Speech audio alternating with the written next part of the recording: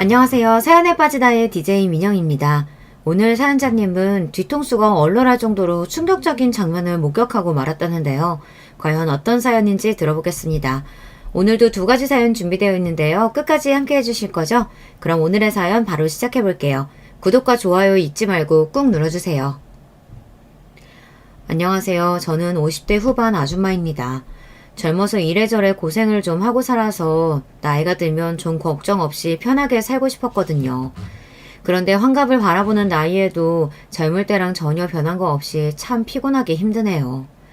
저는 결혼 전에는 친정부모님의 가난 때문에 힘들었고 결혼 후에는 시부모님 시집살이에 힘들었습니다. 부모님들이 연세가 드시면 좀 나을까 했는데 연세가 드시니 자식을 더 힘들게 하시더군요. 그런데다가 딸까지 손녀를 낳아서 오히려 저는 2배로 더 바빠졌어요. 큰딸이랑 사이가 둘 다 승무원이에요. 둘이 육아휴직을 번갈아 쓰면서 애를 본다고 해도 부모 입장에는 영 미덥지 않다 보니 제가 수시로 딸네 집에 가서 도와줘야 했습니다. 그런데 얼마 전에 딸아이가 저녁을 같이 먹다 저에게 조심스레 이야기하더군요. 엄마, 김서방 석 달 있으면 육아휴직도 끝나서 슬슬 어린이집 알아보려고 하는데 아무래도 우리 동네 어린이집보다 엄마네 아파트 단지의 어린이집이 낫겠지? 제가 제 속으로 낳은 자식인데 그 속을 모를 리가 있나요? 딸은 은근슬쩍 저에게 아이를 봐줄 수 있는지 떠보는 거였습니다. 그래, 엄마네 근처로 구하면 엄마가 왔다 갔다가 하면서 봐줄 수 있으니까 좋지. 근데 애가 아직 2돌도 안 됐는데 어린이집 보내도 돼? 엄마는 괜찮으니까 엄마가 1년 더 봐줄게. 어린이집은 천천히 보내. 엄마, 너무 고마워. 안 그래도 어린이집 보내는 문제로 김서방이랑 싸워서 속상했는데 엄마 덕분에 살았다. 워낙 똑부러지고 독한 딸이라 큰애가 우는 건 어릴 때 이후로 본 적이 없는데 애 낳고 마음고생을 하기는 했는지 애가 고맙다고 울더라고요. 그 모습을 보니 저도 모르게 눈시울이 붉어졌습니다. 애 낳으면 원래 부부끼리 싸울 일이 많아. 근데 너 나가서 일하느라 힘든 거 알면서 김서방이 또 뭐라고 했길래 둘이 싸웠어. 왜? 김서방은 어린이집 보내기 싫대? 제 자식도 어려운데 남의 자식은 얼마나 어렵습니까? 저처럼 딸내 아이 봐주는 분들은 아시겠지만 애 보기도 힘든 와중에 사위 눈치 보는 게 더 힘들었어요. 제 딸한테야 할 말이 있으면 하지만 사위는 매일 봐도 내 자식이 아니니 한마디 하기도 어렵잖아요. 괘씸한 게 김서방은 당연히 엄마가 애 봐주는 거로 생각하더라고. 시부모님은 장사하시니까 애 못 본다고. 그래서 내가 기분 나빠서 한마디 했거든. 우리 엄마가 왜 당연하게 우리 애를 보냐고. 그랬더니 그럼 어떡하냐고. 저 어린 걸 2돌도 되기 전에 남의 손에 맡기냐고 괜히 자기가 막 화를 내더라. 딸이 저에게 미안해서 애 봐달라는 말을 못했나 봐요. 그래서 괜히 사위랑 둘이 티격태격한 거죠. 엄마한테 진작 이야기를 하면 되지. 그런 거 가지고 뭐하러 김서방이랑 싸워. 엄마랑 아빠 평생 싸우고 사는 거 보고 자라서 지겹다며. 너라도 남편이랑 싸우지 말고 잘 살아. 엄마 뻔히 힘든 거 아는데 내 자식까지 맡기기 미안해서 그렇지. 딸은 저에게 손녀를 봐달라고 말하는 게 많이 미안한지 고개를 못 들더라고요. 저는 오히려 그런 딸이 안쓰러워서 괜찮다고 걱정하지 말라고 했습니다. 제가 다 키워준다고요. 엄마 고마워. 나랑 김서방이 앞으로 엄마한테 정말 잘할게. 됐어. 엄마는 너랑 김서방만 안 싸우고 알콩달콩 살면 그거로 좋게. 너는 절대 엄마처럼 살지 마. 알았지? 제 말은 진심이었습니다. 제가 자식들에게 해줄 수 있는 거라고는 고작 애 봐주는 거 정도밖에 없었지만 그거라도 자식들에게 도움이 된다면 기꺼이 해주고 싶었어요. 사실 큰딸이 저에겐 좀 아픈 손가락이에요. 큰애라 그런지 자기 속내를 솔직하게 이야기하지도 않고 힘든 일은 항상 본인이 떠안으려고 합니다. 그래서 저도 큰딸이 좀 어려워요. 결혼하기 전에는 더 그랬는데 그나마 아이 낳고 육아휴직 하면서 1년 동안 매일 붙어있다 보니 그래도 엄마인 제가 의지가 좀 되기는 하는지 딸도 저에게 힘들다고 말도 하고 사위 욕도 하고 하더라고요. 남들은 자식이 그러면 귀찮다고 하는데 저는 은근 기분이 좋았어요. 사실 큰딸이 손녀 낳기 전에는 저와 사이가 썩 좋지 않았거든요. 둘째 딸이나 막내하고는 그렇지 않은데 이상하게 큰애랑 둘이 있으면 그렇게 싸웠어요. 첫애라 저도 못 모를 때 낳아서 키우느라 실수도 많이 하고 애를 고생시키기는 했지만 그래도 그렇지 애가 무뚝뚝해도 너무 무뚝뚝해요. 사춘기가 심하게 와서는 제가 가깝게 지내려고 노력해도 애가 자꾸 밀어내더라고요. 더군다나 제 속으로 낳은 자식인데도 저랑 뭐 하나 비슷한 게 없어요. 성격이나 취향, 취미, 심지어 식성까지 저보다 남편을 많이 닮았습니다. 저는 그냥 눈에 보이는 대로 너는 아빠를 많이 닮았다고 이야기한 건데 큰딸은 제가 말만 해도 과민하게 반응했습니다. 네 생일이라 오랜만에 나가서 외식 좀 하려고 했더니만 너는 어쩜 입맛까지 네 아빠를 닮아서 기껏 생일날 추어탕을 끓여달래. 제 속으로 나왔지만 참 희한해요. 저는 추어탕이니 청국장이니 냄새나는 음식은 입에도 안 되는데 애 셋 중에서 유독 큰딸만 그런 음식을 좋아해요. 애들이라면 환장하는 피자나 치킨보다 순댓국이니 국밥이니 이런 걸 덜 좋아했어요. 나가서 먹는 것도 별로 안 좋아하고요. 내 생일이라 먹고 싶은 거 있으면 말하라고 해서 말한 건데 기껏 말했더니 왜 또 아빠까지 끌어들이면서 뭐라고 해. 해주겠다는 거야 말겠다는 거야. 평상시엔 말도 없고 무뚝뚝한 애가 자기 아빠 이야기만 하면 유독 더 예민하게 굴었습니다. 심지어 제가 별뜻 없이 남편 이야기를 해도 듣고 싶어 하지 않았어요. 큰딸이 20살이 되자마자 독립해서 나가 살았어요. 중학교 때부터 자기는 대학 가면 무조건 나가 살 거라고 노래를 부르더니만 정말로 대학 입학하자마자 나가더라고요. 공부하느라 바빴을 텐데도 혼자 틈틈이 아르바이트해서 월세 보증금을 모아뒀더라고요. 솔직한 마음은 저나 남편이나 큰딸을 내보내고 싶지 않았지만 큰딸 마음이 워낙 강경해서 말릴 수가 없었어요. 한편으로는 딸이 이해가 됐거든요. 이 지긋지긋한 집구석 얼마나 나가고 싶으면 그랬을까 싶어서요. 당시에 집도 좁은데 한 달의 절반을 시부모님이 와 계셨기에 애들이 힘들어하긴 했어요. 더군다나 시부모님이 집에 오실 때마다 저에게 시집살이 시키는 걸 자식들이 매번 보다 보니 저보다 더 스트레스를 받는 것 같더라고요. 저도 제 자식들이 힘들어하는 거 보기 싫죠. 더군다나 시부모님께 시집살이 당하는 건 더 싫고요. 하지만 그 당시엔 제가 할 수 있는 일이 없었어요. 시부모님이 지방에 사셨는데 두 분 다 연세가 들어서 둘이 살기 힘들다는 핑계로 한 달에 반은 우리 집에 또 반은 동선에서 보내셨거든요. 애도 많고 집이 좁아서 싫다고 하고 싶어도 제가 말 한마디 할 수 없었던 게 제가 조금만 시부모님께 싫은 티를 내면 남편이 난리를 쳤습니다. 결혼 전에 알았어야 했는데 제가 평생 이러고 살 줄은 꿈에도 몰랐어요. 시댁에 재산이 좀 있다는 말에 혹해서 뒤도 안 돌아보고 결혼한 건데 이게 돈만 있다고 해서 사람이 행복한 건 아니더라고요. 심지어 재산이라고 해봐야 시부모님이 손에 꼭 쥐고 계시니 시부모님이 아무리 재산이 많다고 해도 저나 남편은 빈터털이었어요. 남편은 전기회사에 다니는 기술자예요. 기술이 있어서 회사에서 잘릴 일은 없었지만 월급이 쥐꼬리라 남편 월급 가지고 애새 키우기는 항상 빠듯했습니다. 제가 애새 키우면서 아르바이트를 하지 않으면 집안이 돌아가질 않았어요. 시댁은 대대로 재산이 많은 집이라 대궐 같은 기와집에다가 그 집 근처에 있는 땅이랑 산이 다 시아버지 거예요. 남편은 시부모님이 돌아가시면 그 재산 다 장남인 본인에게 올 거라고 기대하면서 시부모님 말이라면 항상 덜덜했습니다. 하지만 제 생각은 달랐어요. 남편이 장남이긴 해도 남편 밑에 시동생보다는 사람이 좀 모자라요. 직장도 시동생보다 변변찮고 저도 동서에 비하면 잘난 게 하나도 없습니다. 시부모님도 항상 저희네와 동서네를 비교하시는데 은연중에 동서와 시동생을 더 챙기시고 예뻐하시는 게 제 눈에는 보여요. 아무것도 모르는 남편은 시동생에게 지지 않기 위해 부단히도 노력합니다. 그 덕분에 저와 동서만 매번 시부모님 시중을 들어야 했죠. 시부모님은 그리 의리한 집을 놔두고도 항상 좁은 아들네 집에 와서 며느리들의 시중을 들게 하셨어요. 말은 본인들이 연세가 들어서 밥도 못 해먹을 정도로 힘들어서라고 하지만 우리 집에 와서 저한테 잔소리하실 때 보면 아주 힘이 넘치세요. 그때가 20년이 지났는데도 시부모님의 잔소리는 아직도 또렷하게 기억이 나요. 항상 동서랑 비교하시면서 제가 차려준 밥상을 한 번도 맛있다고 한 적이 없어요. 이래서 집안의 맏며느리는 잘 들어와야 하는 건데 애미가 워낙 없는 집에서 자라서 그런가. 애미 너는 왜 그렇게 손이 작냐? 식구가 몇인데 고기를 이것밖에 안 했어? 부자면 뭐래요. 매달 며느리 집에 와서 지내시면서도 그 흔한 용돈 한 번 안 주는데 남편 월급 가지고 애들 키우면서 한 달에 절반씩 시부모님까지 모신다는 게 현실적으로 가능하지가 않아요. 그런데도 시부모님은 매번 제가 차린 밥상 가지고 저를 나무라셨습니다. 그러게 둘째네랑 이렇게 차이가 나네. 작은애는 확실히 친정이 잘 살아서 그런가 애가 상 차리는 것부터 집안 살림하는 것까지 얼마나 야무진지 몰라. 음식도 간이 딱딱 맞는다니까. 근데 너는 친정에서 뭘 배웠길래 시부모님 드시는데 반찬이 이렇게 부실하냐? 그러게, 어머니 아버지 오셨는데 당신은 반찬이 이게 뭐야. 내일은 신경 좀 더 써. 아버지 어머니, 제가 내일은 퇴근하고 오면서 닭이라도 몇 마리 튀겨올 테니까 오늘만 그냥 좀 드세요. 매일 듣는 잔소리라 이골이 날 지경인데도 항상 옆에서 거드는 남편 때문에 더 미웠습니다. 생활비라고는 쥐꼬리만큼 줘서 매번 막내 없고 여기저기 아르바이트까지 하러 다니게 하면서 뭐가 잘났다고 저런 소리를 하는지 몰라요.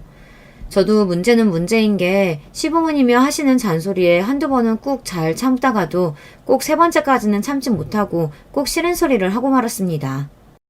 서방님이야 직장이 좋으니까 월급이 많아서 그렇죠. 애들 아빠 버는 거로는 애새 키우기에도 벅차요. 말해봐야 어차피 소용없다는 걸 알면서도 저는 저도 모르게 꼭 말을 해서 한 소리를 더 들었습니다. 어머, 얘 시부모님 앞에서 말하는 것 좀 봐. 너 지금 우리 앞에서 내 아들 능력 없다고 무시하는 거니? 너는 어쩜 맏며느리라는 애가 그렇게 생각이 없냐? 아이고, 내가 살다 이제 별꼴을 다 본다. 이제 내가 죽을 때가 됐나 보다. 며느리가 시아버지 앞에서 아들 자식 욕하는 거나 듣고 있고. 아버지, 무슨 소리를 그렇게 하세요. 저희가 잘못했어요. 당신 빨리 어머니 아버지께 사과 안 해? 남편은 저에게 빨리 잘못했다고 빌라고 난리였습니다. 저는 한숨이 절로 나왔어요. 하루 종일 시부모님 밥상 차리고 청소하고 빨래까지 해다 바치면서 이제는 말 한마디 했다고 빌기까지 하라네요. 그때였어요. 전혀 생각지도 못한 일이 벌어졌습니다. 할머니, 할아버지, 우리 엄마가 해주는 밥 맛 없으면 우리 집에 안 오면 되지. 왜 자꾸 와서 우리 엄마 힘들게 만들어요? 안 그래도 우리 엄마 아빠랑 사느라 힘들어하는데 할머니, 할아버지까지 우리 엄마 괴롭혀서 우리 엄마 이제 아예 집 나가버리면 할머니, 할아버지가 책임질 거예요? 당시에 중학생이던 큰애가 나서서 시부모님께 소리를 지르더라고요. 저는 놀라서 큰애에게 왜 그러냐고 방에 들어가라고 했습니다. 그런데도 딸은 씩씩거리면서 시부모님을 노려봤어요. 뭐야? 이 기집애가? 어디 감히 되바라지게 어른들이라 끼어들어? 예미 너는 대체 딸려 교육을 어떻게 시켰길래 애가 이런 말을 하게 만들어? 너 설마 애들 앞에서 집 나간다는 소리도 하니? 아니에요, 어머님. 제가 집을 나가긴 왜 나가요? 그런 거 아니에요. 애가 괜히 어른들끼리 큰 소리 내니까 놀라서 그런가 봐요. 제가 단단히 주의 줄게요. 저야 이미 시부모님께 예쁨 받기는 이미 글렀지만 그래도 손주들이라면 끔찍하게 생각하시는 분들인데 괜히 저 때문에 큰애까지 시부모님 눈밖에 나게 하고 싶지는 않았어요. 그래도 큰애는 공부 잘한다고 시부모님이 예뻐해 주시고 용돈도 주고 하셨는데 괜히 미움받아봐야 좋을 게 없으니 저는 나서서 주의 주겠다고 했습니다. 그런데 그때 큰애가 굳이 안 해도 될 말을 하고 말았어요. 엄마가 뭘 잘못한 게 있다고 자꾸 죄인처럼 굴어. 우리 집에서 죄인은 아빠잖아. 할머니, 할아버지, 아빠 바람 피웠어. 바람 피우다가 우리한테 걸렸다고. 혼나도 아빠가 혼나야지 왜 자꾸 엄마한테 그래? 저는 순간 가슴이 철렁 내려앉는 것만 같았습니다. 안 그래도 시아버지께서 항상 남편을 시동생이랑 비교하시면서 가장구실 못하는 못난 놈 취급하는데 바람을 피웠다는 사실까지 알게 되셨으니 더 한심하게 생각하실 게 뻔했어요. 뭐 바람? 아이고, 못난 놈이 하다 이제 바람까지 피워? 내가 죽어야지. 아이고, 당신 뭐해? 당장 짐 싸. 내가 다시는 너희 집에 오나 봐라. 아버지 아니에요. 제가 무슨 바람을 피웠다고. 애가 괜히 뭘 몰라서 하는 소리예요. 시간도 늦었는데 그냥 주무시고 가세요. 됐다. 너는 나이만 처먹었지 어릴 때랑 달라진 게 하나도 없다. 우린 당장 둘째 내러 갈 테니까 얼른 택시 불러. 그날 밤 시부모님은 곧장 짐을 싸서 그대로 동선의 집으로 가버리셨습니다. 택시에 올라타면서 시어머니께서 저를 쏘아보시는데 손발이 다 저리더군요. 잘한다. 왜? 아예 동네방네 스피커에 대고 소리라도 지르지? 내 남편 바람났다고. 평소 같았으면 저도 안 그래도 동네 사람들이 다 안다고 바로 말대꾸를 했겠지만 그날은 그럴 힘도 없었어요. 제가 그때까지 힘겹게 참고 산 세월이 한순간에 와장창 무너지는 것 같더라고요. 더군다나 적반하장이라는 말에 딱 맞게 그날 저녁 남편이라는 인간은 본인이 저지른 일은 모르고 오히려 저와 큰애에게 소리를 질렀습니다. 잘한다 잘해. 어미라는 게 자식 입단속 하나 못 시켜서 이런 사단을 만들어. 이제 다시는 우리 집에 안 오신다는데 이러다가 아버지 재산 다 재영이 놈한테 가면 당신이 책임질 거야? 바람은 네가 피워놓고 내가 그걸 왜 책임져? 나도 모르겠으니까 쓸데없는 소리 하지 말고 들어가서 잠이나 자. 안 그래도 속 시끄러워서 죽겠는데 남편까지 자꾸 짜증나는 소리를 하니 머리가 터질 것만 같았습니다. 더군다나 문제는 거기서 끝이 아니었다는 거예요. 다음날 오후 동서에게 연락이 왔는데 저는 더 황당한 일을 겪었습니다.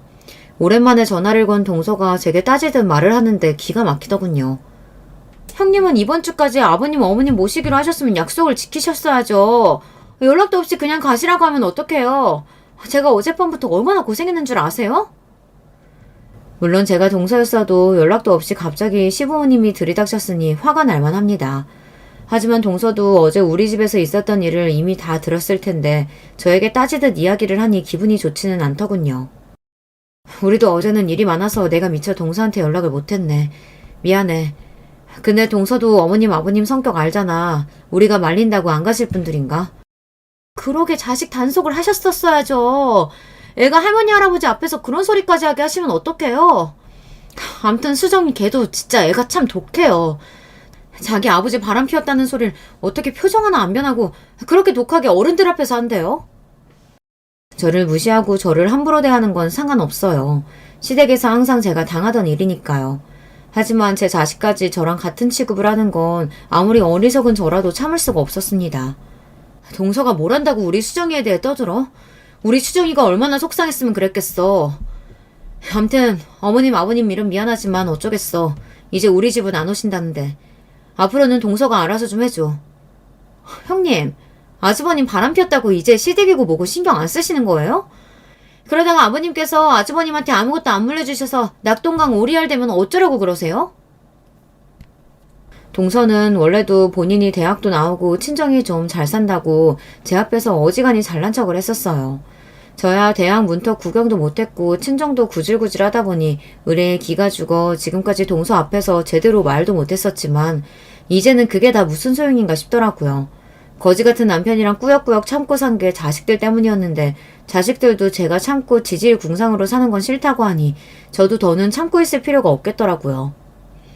그깟 재산 좀 받겠다고 사람 개무시하는 시부모님 시중 들고 사느니 나는 그냥 재산 안 받고 마음 편하게 살래. 그게 낫겠어. 형님 진심이시죠? 괜히 나중에 저희가 시부모님 재산 다 물려받는다고 그때 가서 달라고 하시지나 마세요. 저는 진심이었습니다. 사실 생각해보니 제가 시부모님한테 백날 잘해봐야 시부모님이 저한테 재산을 주시겠어요. 당연히 남편한테 주겠죠. 남편이라는 인간 수중에 돈이 있어봐야 저한테 좋을 게 하나도 없는데 제가 고생해서 참고 살아봐야 좋을 거 하나 없겠더라고요. 지금까지 고생하며 산 것도 억울한데 이제라도 할 말은 하면서 살아야겠다 다짐했습니다. 저는 단지 자식들에게 참 미안해요.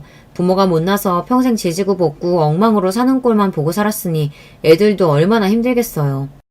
성인이 되자마자 집을 나가겠다는 큰딸 마음도 한편으로는 이해가 됐어요. 그래도 부모 입장에는 몸은 떨어져도 마음만은 멀어지고 싶지 않아 딸이 독립해서 나갔을 때도 저는 전화도 자주 하고 주말이면 큰딸 집에 반찬 가져다 주러 자주 갔어요. 가진 게 없어서 많이 해주지는 못하지만 그래도 제가 해줄 수 있는 거라도 해주려고요. 며칠 전에 너희 아빠가 감기 기운 있는지 사람이 힘이 하나도 없어. 몸살인지 입맛도 없다고. 그 좋아하는 술도 안 먹는다니까.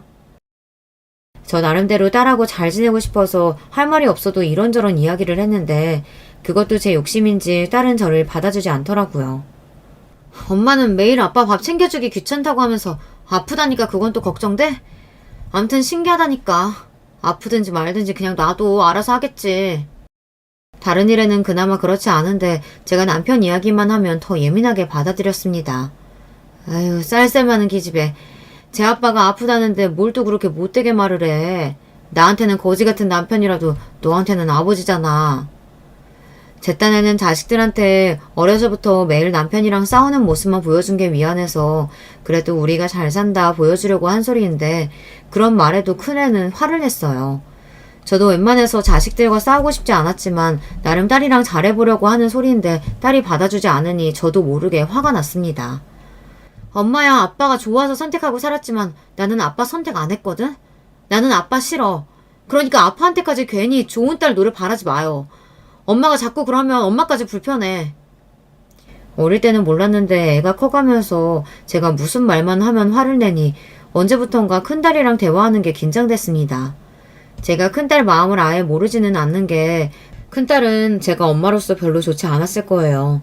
저는 저를 좋아하지 않는 딸이 불편했고요. 저에게는 딸 둘, 아들 하나가 있습니다. 큰딸이랑 둘째는 터울이 3살인데 막내 아들은 큰딸이랑 8살 터울이 나요. 그래서 막내 아들은 이제 군대 제대한 지 얼마 안 돼서 대학에 복학한 지 얼마 안 됐어요. 막내 아들은 어렸을 때 일이라 잘 모르겠지만 딸들은 아는 일이 하나 있습니다. 큰딸이 시부모님 앞에서 말한 대로 남편이 바람을 한번 폈어요. 큰딸 초등학교 고학년 때 일인데 이 미친 인간이 동네 슈퍼집 옆에 애랑 둘이 눈이 맞아서 그렇고 그런 사이였나 보더라고요. 그 옆에 애가 일찍 과부가 돼서 혼자였거든요. 남편이 퇴근길마다 그 슈퍼에 들러 몇 시간씩 머물다가 집에 오는 걸 동네 사람들이 다 알게 돼서 금방 소문이 퍼졌습니다. 그때가 제가 30대였는데 제 인생에서 성격이 제일 괄괄했을 때예요. 친정부모님은 매일 돈 없다고 나한테 손 벌리지 시부모님은 재산을 빌미로 매일 집에 와서 시집살이를 시킬 때라 저도 항상 화가 나 있었을 때였거든요. 지금 같았으면 안 그랬겠지만 그때는 남편이 그러고 다닌다는 이야기를 남에게 듣는 게 더 싫어서 잠시 이성을 잃었습니다. 남편이 개차반이면 저라도 정신을 차렸어야 했는데 저마저도 정신줄을 놓는 바람에 아이들 앞에서 실수를 하고 말았어요. 저는 남편이 퇴근하는 시간에 맞춰 애들을 데리고 슈퍼로 향했습니다. 막내를 등에 업고 큰애랑 둘째를 양손에 잡고 슈퍼로 갔어요. 그런데 그 년놈들이 함께 있는 모습을 정면으로 마주치고 말았습니다. 사실 저는 남편이 슈퍼로 들어가기 전 잡아서 끌고 올 생각이었는데 이 인간이 그날따라 일찍 슈퍼집 옆에 애를 만나러 갔는지 옷을 입으면서 슈퍼집 안쪽 쪽방에서 기어나오고 있더라고요. 그 모습을 두 딸이 그대로 목격하고 말았죠. 그 당시에는 자식이고 뭐고 보이지 않아 흥분한 저는 남편에게 달려들어 머리채를 잡았습니다. 이 미친 인간이 돌아도 단단히 돌았지. 어떻게 노란할 년이 없어서 동네 과부년이랑 붙어먹어. 네가 그러고도 인간이야? 아이, 이 옆에 나가 미쳤나? 어디 감히 남편 머리채를 잡아? 이거 놓으라고. 네가 이렇게 드세게 구니까 내가 딴짓을 하지. 뭐야? 이 미친 인간. 너 오늘 내 손에 죽어봐라. 아유, 뭐 하는 거야? 이러다가 나 대머리 되겠어. 좀 놓으라고. 그 와중에 슈퍼년이 제 손을 잡고 뜯어말리길래 저는 그녀 머리채까지 잡아 흔들었습니다. 사람이 열이 받으니 초인적인 힘이 나더군요. 양손에 둔 연놈을 붙잡고 있는데도 둘 다 제 손 하나에 이리저리 휘둘렸어요. 그런데 문제가 있었습니다. 제가 너무 흥분한 나머지 애들 생각은 못했었는데 애들이 많이 놀랐나 보더라고요. 제가 생각해도 그날 일은 딸들에게 너무 미안해요. 아들이야 너무 어려서 아무 기억도 못한다지만 두 딸들에게는 충격적인 일로 기억될 테니까요. 특히나 큰딸은 충격을 받아 그날 이후로 남편을 아버지라고 부르지도 않았어요. 심지어 저에게 남편과 헤어지라고까지 했습니다. 엄마는 도대체 아빠랑 왜 사는 거야? 동네 사람들이 아빠 바람난 거 다 아는데 쪽팔리지도 않아? 내가 쪽팔리긴 뭐가 쪽팔려. 바람 피우는 그 년놈들이 쪽팔릴 일이지. 아주 두 년놈들 다 그 자리에서 어디 하나 분질러 놨어야 했는데. 저도 저예요. 애가 뭘 한다고 애랑 그런 이야기까지 했는지 저도 속상한 마음에 딸한테 괜히 쏟아부었어요. 그러니까 그런 인간이랑 왜 사냐고. 우리는 상관없으니까 그냥 이혼해. 어차피 엄마도 아빠 사랑하지도 않잖아. 그때의 충격은 저도 이로 말할 수 없습니다. 남편에게 배신당했다는 마음도 마음이었지만 제 딴에는 자식들을 생각해서 남편이랑 어떻게든 살려고 한 건데 자식이 제가 남편을 사랑하지도 않는데 참고 산다는 걸 이미 알고 있다는 게 놀랍기도 하고 창피하기도 했어요. 그래도 저는 이혼하지 않고 참고 버텼습니다. 그날 이후 얼마 뒤 남편도 잘못했다고 손이 발이 되게 빌면서 잘못했다고 하기도 했고 저도 혼자 힘으로 애 셋을 키울 자신은 없었으니까요. 남자가 한번 실수할 수도 있다 통 크게 이해해주기로 했어요. 저는 저의 지난날이 스스로 대견하다고 느낄 만큼 잘 참고 버텼다고 생각해요. 그런데 딸은 그런 저를 답답해했습니다. 그때는 저도 제 생각만 하느라 딸들이 얼마나 힘들었을지는 생각도 못한 것 같아요. 저도 몰랐는데 애들한테 제가 습관적으로 너희 때문에 참고 살았다는 소리를 종종 했나 봐요. 둘째나 막내는 제가 그런 소리를 해도 별로 심각하게 듣지 않았는데 큰딸은 달랐습니다. 제가 남편에 대한 하소연을 하거나 살기 싫다는 소리를 하면 과민하게 받아들였어요. 인간이 30년을 같이 살면 좀 변할 줄 알았는데 어쩜 저렇게 눈꽃만큼도 변하지 않을 수가 있니? 아휴, 지겨워. 내가 저 인간 때문에 늙지 늙어. 아빠가 안 변하긴 뭘 안 변해. 그래도 지금은 바람은 안 피우잖아. 엄마가 다 용서하고 지금까지 살아줘놓고 이제 와서 지겹다고 하면 어떡해. 엄마가 좋다고 참고 살았으니까 끝까지 엄마가 책임지고 살아야지. 딸년이라고 말하는 것 좀 봐. 내가 너희 아버지 좋아서 살았니? 다 너희 생각해서 엄마가 꾹 참고 산 거지. 그 참고 살았다는 말 좀 안 하면 안 돼? 누가 참고 살라고 했어? 엄마가 혼자 살 자신 없어서 멋대로 아빠 용서해줘놓고 지금 와서 왜 나한테 생색이야, 생색은. 너 어떻게 엄마한테 그런 말을 해? 엄마가 어떻게 살았는지 제일 잘 아는 년이 꼭 그렇게 잔인하게 말을 해야겠어? 그때는 저도 왜 그랬는지 아무 잘못 없는 큰딸에게 괜히 화를 냈어요. 저에게 상처되는 일이면 아이들에게도 똑같이 상처가 되는 일이었는데 마치 제가 혼자 피해자인 것처럼 딸에게 위로까지 받고 싶어 자꾸만 하소연을 하고 투정을 부렸습니다. 딸이 듣기 싫다고 하는데도 말이죠. 난 진작부터 엄마한테 아빠랑 헤어지라고 했어. 엄마가 마음대로 팔자 꼬아놓고 자꾸 징징거리지 마. 나도 사는 거 힘들어 죽겠는데 도대체 언제까지 엄마 하소연만 들어줘야 돼? 알았다, 알았어. 내가 누구를 탓하겠니? 평생 자식하고 남편만 생각하면서 참고 산 내가 바보지. 갱년기였는지 그때는 누가 무슨 말만 하면 그렇게 서럽고 슬펐어요. 세상에 누구도 내 편이 아닌 것 같고 저만 바보처럼 산 것 같고 누구라도 붙잡고 내 인생 다시 돌려달라고 소리치고 싶었습니다. 더군다나 그때 시부모님 때문에 더 힘들기도 했어요. 당시에 시아버지께서 지병으로 돌아가시고 시어머니께서 혼자가 되셨습니다. 그런데 시아버지께서 돌아가시기 직전 시골에 사시던 집을 정리해 서울로 올라오셨는데요. 그 재산을 저희와 상의도 없이 시동생이랑 동서에게 몽땅 다 줬어요. 물론 과거에 제가 시부모님 재산이고 뭐고 다 관심 없다고 하긴 했지만 그래도 정말 몽땅 다 동서에게 주실 줄은 몰랐어요. 제가 자식으로서 아무것도 안 했다면 저도 욕심내지 않았을 거예요. 하지만 저도 시부모님께 한다고 했습니다. 시아버지께서 심장질환 때문에 서울에 올라오셨을 때 제가 매일 병원에 모시고 다녔어요. 동서는 면허가 없어서 운전할 줄 아는 제가 항상 다녔습니다. 더군다나 병원에 입원하셨을 때도 시아버지께서 간병인은 죽어도 싫다고 하셔서 저와 남편이 번갈아 간호했어요. 동서랑 시동생은 일 핑계, 애들 핑계로 주말에 빼꼼 시아버지께 얼굴만 비추고 말았습니다. 반면 저는 병원에 있으면서 시아버지 소변통까지 받고 기저귀까지 채워드리고 했어요. 아무리 가족이라도 제가 여자이고 며느리인데 쉬운 일은 아니었습니다. 시아버지도 고맙기는 했는지 저한테 웬일로 고맙다고 저 같은 며느리 세상에 없다고 하셨어요. 내가 죽을 때가 되긴 했나 보다. 딸도 아니고 어쩌다 며느리 시중까지 봐봤고. 그런 말씀 하지 마세요. 아버님 며느리로 30년 넘게 살았는데 딸이나 마찬가지죠. 시아버지도 쇠약해지시긴 하셨는지 몸도 많이 야이고 많이 마르셨어요. 몇 년 전까지만 해도 저에게 소리 지를 때 보면 무서운 호랑이 같았는데 어느새 많이 늙으셨더라고요. 그래. 며느리면 딸이나 마찬가지지. 고맙다. 어디 세상에 얼굴 한번 안 구기고 시아버지 기저귀까지 갈아주는 며느리가 있겠어. 너 같은 며느리는 어디에도 없을 거다. 평소에 시아버지라면 시침 뚝 떼고 뻔뻔하게 구실 줄 알았는데 그래도 며느리한테 기저귀까지 갈게 하는 건 아무래도 민망하셨는지 병원에 있는 동안 저에게 딸 같다, 고맙다, 좋은 말만 해주시더라고요. 그때 시동생이랑 동서는 뭘 했느냐고요? 시동생은 간호하는 대신 시부모님께 돈으로 드렸어요. 본인 일도 바쁘고 동서도 무릎이 안 좋아서 왔다 갔다 못한다고 돈 없는 저희에게 병원 일을 다 떠넘겼습니다. 그런 시동생이 얄미워 저는 남편에게 투덜거렸어요. 도대체 서방님이랑 동서는 뭘 하는 거냐고요.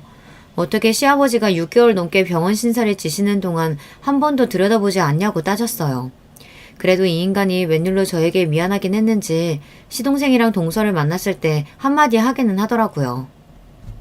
재영이 너는 아무리 바빠도 아버지 병원 계실 때 한번 들여다보긴 해야지. 어떻게 된 게 일 핑계만 대고 얼굴 한 번을 안 비추냐? 네가 안 되면 재수씨라도 보내든가 해야지. 나랑 네 형수랑 둘이 번갈아 가면서 병원에서 사느라 우리 집안 꼴 아주 엉망이야. 평소에는 시아버지 눈치 보느라 시동생한테 말 한마디도 못하더니만 몇 달 아들 노릇 좀 했다고 웬일로 어깨 펴고 말하더라고요. 그러면 뭐래요. 20년 넘게 대기업에 다닌 시동생을 멍청한 남편이 어떻게 말로 이기겠어요. 형이랑 형수 고생한 거 우리도 알지. 근데 형도 알잖아. 내가 요즘 회사에서 중요한 시기인 거. 올해 열심히 하면 내년엔 무조건 임원 다는 거라 나한테도 중요해. 형도 알잖아. 우리 집에 희망이라고 누가 있어. 나밖에 없잖아. 아버지 돌아가시기 전에 아들이 대기업 임원 소리 듣는 거 보시게 해야 할 거 아니야. 우리 집에 희망 어쩌고 하는 시동생의 소리에 남편은 금세 다시 풀이 죽었습니다. 뭐 그거야 그렇지. 너 임원 되면 아버지 오늘 내일 하시다가도 벌떡 일어나실 거야. 그럼 형. 나도 힘들다니까. 장남인 형이 잘 나가봐. 막내 내가 이렇게 열심히 직장 생활할 필요가 뭐가 있냐고. 그래. 내가 능력이 없어서 우리 막내가 고생이 많다. 에이, 형은 뭘 또 그렇게까지 말해. 각자 자기가 잘하는 거 하면서 사는 거지. 형수, 죄송해요. 아버지 간호하느라 많이 고생하셨죠? 근데 형수도 참 대단해요. 애들 엄마는 워낙 마음이 어리고 몸이 약해서 아버지 병간호는 죽어도 못하겠다는데 형수는 어떻게 몇 달을 하셨어요? 감사해요. 아버님이 죽어도 간병인은 싫다고 하시는데 뭐 방법이 있나요? 할 수 있는 사람이 해야죠. 시동생의 여우 같은 말솜씨에 금세 저나 남편이나 다 말려들었어요. 저도 마음 같아서는 하고 싶은 말이 많았지만 말해봐야 뭐 하겠어요. 무슨 말을 해도 시동생 말솜씨를 이길 수가 없을 텐데요. 더군다나 돈 없으면 몸으로라도 때워야지 어쩌겠어요. 저나 남편이나 둘 다 능력이 없으니 할 수 없는 노릇이었죠. 거기다가 남편은 한편으로 우리가 바로 곁에서 수발을 다 들었는데 설마 시아버지께서 그냥 입 싹 닫겠냐고 끝까지 기대했어요. 그런데 저희에게 떨어진 콩고물은 하나도 없었습니다. 이유는 간단했어요. 동서가 미리 선수를 쳤더라고요. 아버님 돌아가시면 어머님은 저희가 모실게요. 걱정하지 마세요. 몰랐는데 저나 남편이 병원에서 시아버지 병간호를 하고 있을 때 동서는 매일 시어머니를 모시고 여기저기 놀러다니며 시어머니에게 점수를 따고 있었더라고요. 그러면서 시아버지가 돌아가시면 본인들이 시어머니를 모실 테니 걱정하지 말라고 했답니다. 그랬으니 시어머니는 동서에게 홀라당 넘어가서 시아버지에게 집을 판 재산을 다 둘째네에게 주라고 하신 거예요. 당신 없으면 나 혼잔데 그 까마득한 세월을 외로워서 어떻게 살아. 그래도 우리 착한 둘째 며느리가 고맙게도 먼저 나 데리고 살아준다는데 당연히 재산이든 뭐든 우리가 있는 건 다 둘째네 줘야지. 아이고 우리 둘째가 그런 생각을 다 하고 역시 대학물 먹은 며느리는 다르다니까. 기특하네 기특해. 시아버지께서 돌아가시고 나서 동서가 시어머니를 모신다는 조건으로 시아버지는 시동생에게 그 으리으리한 기와집을 판 재산을 몽땅 다 증여해 주셨어요. 저와 남편은 당연히 서운했죠. 하지만 동서가 시어머니를 평생 모시겠다는데 제가 무슨 할 말이 있나 싶어서 억울해도 그러려니 했습니다. 사실 동서도 대단한 게 돈이 아무리 좋아도 시어머니 성격이 보통이 아닌데 앞으로 평생을 어떻게 모시겠다는 건지 모르겠어요. 지금까지 시어머니 시집살이 하는 것도 힘들어서 매일 툴툴거리던 사람이 앞으로 남은 세월을 어떻게 감당하려고 하나 싶었죠. 세월에 장사 없다더니 시어머니도 늙기는 늙더라고요. 사실 다른 사람은 다 변해도 저희 시어머니는 절대 안 변할 줄 알았어요. 워낙 꼬장꼬장 하셨어야 말이죠. 70이 넘어도 80이 넘어도 항상 저만 보면 날카롭게 구시고 잔소리를 하시니 우리 시어머니는 90이 넘어도 똑같겠다 했습니다. 그런데 시아버지께서 돌아가시고 나서부터는 시어머니께서 확연히 달라지셨어요. 동선에 들어가시고 나선 특히나 더 다른 사람 같았죠. 사실 시어머니 성격이 보통이 아니다 보니 동서도 처음 시어머니를 모시기 시작했을 때는 저만 보면 힘들다고 투덜거렸어요. 시아버지가 돌아가시고 나서 처음으로 맞이하는 시어머니 생신이라 가족들이 다들 모여서 조촐하게 생일 파티를 한 날이었어요.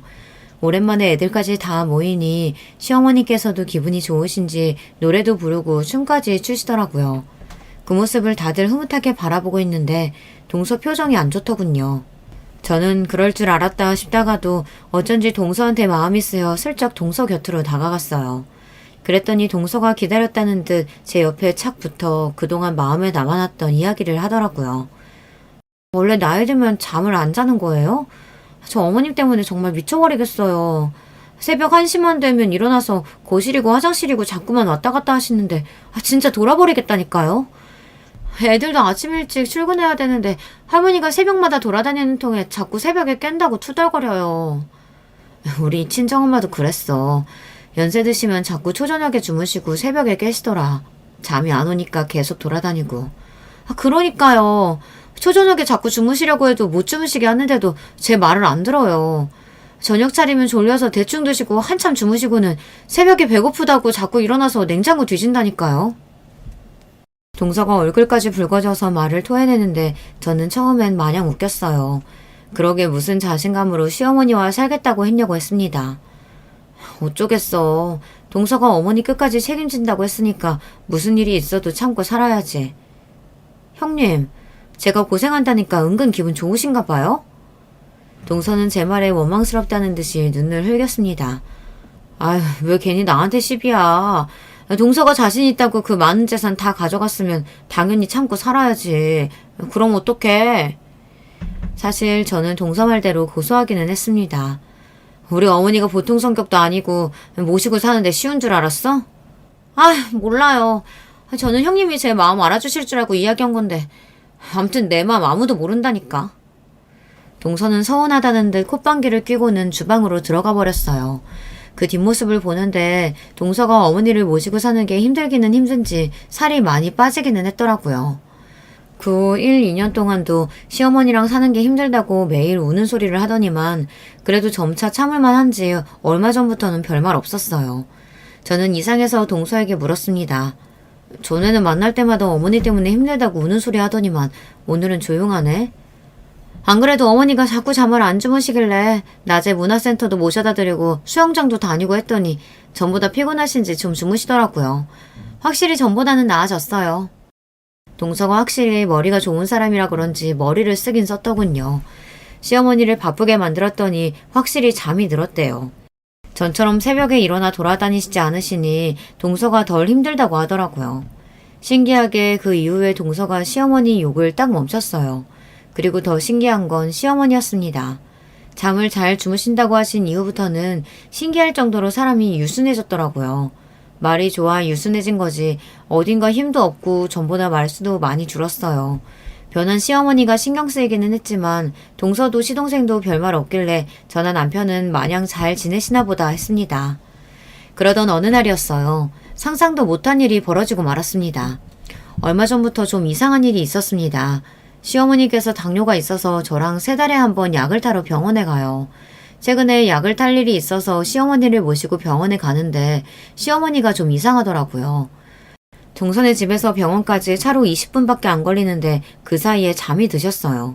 그러더니 병원에 도착해서 깨워도 일어나질 않으시더라고요. 제가 어깨를 흔드는데도 세상 모르고 주무셨어요. 저는 아무래도 이상해서 동서에게 전화를 걸었습니다. 병원에 도착했는데도 시어머니께서 일어나질 않는다고요. 그러자 동서가 하는 말이 요즘 시어머니께서 부쩍 잠이 많아지셔서 툭하면 낮잠을 잔다고 하더라고요. 저는 아무래도 이상해서 병원에 온 김에 의사에게 물어봐야겠다 싶었습니다. 아무래도 시어머니께서 당뇨가 있다 보니 혹시 당뇨 수치가 전보다 더 안 좋아졌나 신경이 쓰여서요. 시어머니를 간신히 깨워서 진료 시간에 맞춰 병원에 들어갔어요. 피검사랑 소변검사를 하고 진료실에 들어갔는데 의사 말이 당뇨 수치는 전에 왔을 때랑 별로 차이가 없다고 하더라고요. 약도 드시던 대로 그대로 먹으면 될 것 같다고요. 저는 걱정이 돼서 의사에게 물었습니다. 요즘 전보다 잠도 많이 주무시고 한번 주무시면 잘 깨지를 못하시는데 괜찮은 거냐고요. 그러자 의사 말이 자고 나서 피곤하지 않으시고 별다른 증상이 있는 게 아니면 괜찮다고 했어요. 물론 시어머니께 다른 증상이 있는 건 아니니 다행이다 싶었지만 제가 보기엔 전보다 말도 없어지시고 어딘가 가라앉아 보이는 게 좀 이상하긴 했다고 말씀드렸어요. 그러자 의사가 걱정되면 며칠 있다가 정밀 검사를 받아보라고 했습니다. 시어머니께서 연세가 있으니 점검 차원에서 검사를 받아보면 좋을 것 같다고요. 저도 그게 좋을 것 같아 다음 주로 병원 예약을 잡아놓고 시어머니를 동선에 모셔다 드리고 왔습니다. 그리고 한 주 뒤 병원에 가기 위해 시어머니를 모시러 동선회에 갔어요. 나 아직 아침 안 먹어서 둘째가 밥 차리고 있어. 큰애 너도 안 먹었으면 같이 먹자. 병원 예약 시간 얼마 안 남았는데 아직 식사 안 하셨어요? 벌써 10시가 넘었는데. 제가 알기론 시어머니는 오전 8시, 9시면 아침을 드시는 걸로 아는데 10시가 넘을 때까지 식사를 안 하셨다고 하더라고요. 저는 놀라서 아침을 차리고 있다는 동서를 찾아 주방으로 들어갔습니다. 그런데 제가 주방으로 들어가자 동서가 화들짝 놀라더니 어머니가 드실 밥에 뭔가 넣다가 놀라서 손에 있는 걸 허리 뒤로 빠르게 숨기더라고요. 저는 아무래도 이상해서 동서에게 다가갔습니다. 내가 병원 10시 예약이라고 했는데 어머님 아직도 아침 안 드셨어? 그게 사실은 어머님이 조금 전에 일어나셨어요. 제가 아무리 깨워도 안 일어나셔서 어머니 성격 아시잖아요. 배고프면 아무것도 못 하시는 거. 좀 늦어도 아침은 드시고 가셔야 할 것 같아요. 어머, 형님 뭐 하시는 거예요? 동서가 뭔가 숨기는 듯한 얼굴로 제 눈도 마주치지 못하며 말을 웅얼거렸습니다. 저는 아무래도 이상해서 저는 동서의 등 뒤로 다가가 허리춤에 숨긴 물건을 낚아챘습니다. 그러자 동서가 어쩔 줄 몰라 하더니 제가 뺏은 물건을 다시 뺏기 위해 저에게 달려들더군요. 동서의 행동에 놀란 저는 황급히 손에 들고 있던 물건을 확인했습니다. 그런데 작은 통에 가루로 된 약이 들어있더라고요. 동서 왜 이래? 도대체 어머니 밥에다가 뭘 넣었길래 그러는 거야? 이거 뭐야? 형님, 그게 뭐냐면요. 사실은 수면제예요. 이거 먹으면 노인네가 조용히 자길래. 동서의 말에 저는 놀라서 입을 다물지 못했습니다. 그리고 수면제라고 말하는 동서의 눈동자도 잔뜩 풀린 게 이상했어요. 동서, 설마 지금 80이 넘은 노인네한테 매일 수면제를 먹인 거야? 저는 너무 황당해서 말도 제대로 안 나오는데 동서는 뻔뻔하게 짝이 없더라고요. 80 넘었으면 이제 살 만큼 사셨잖아요.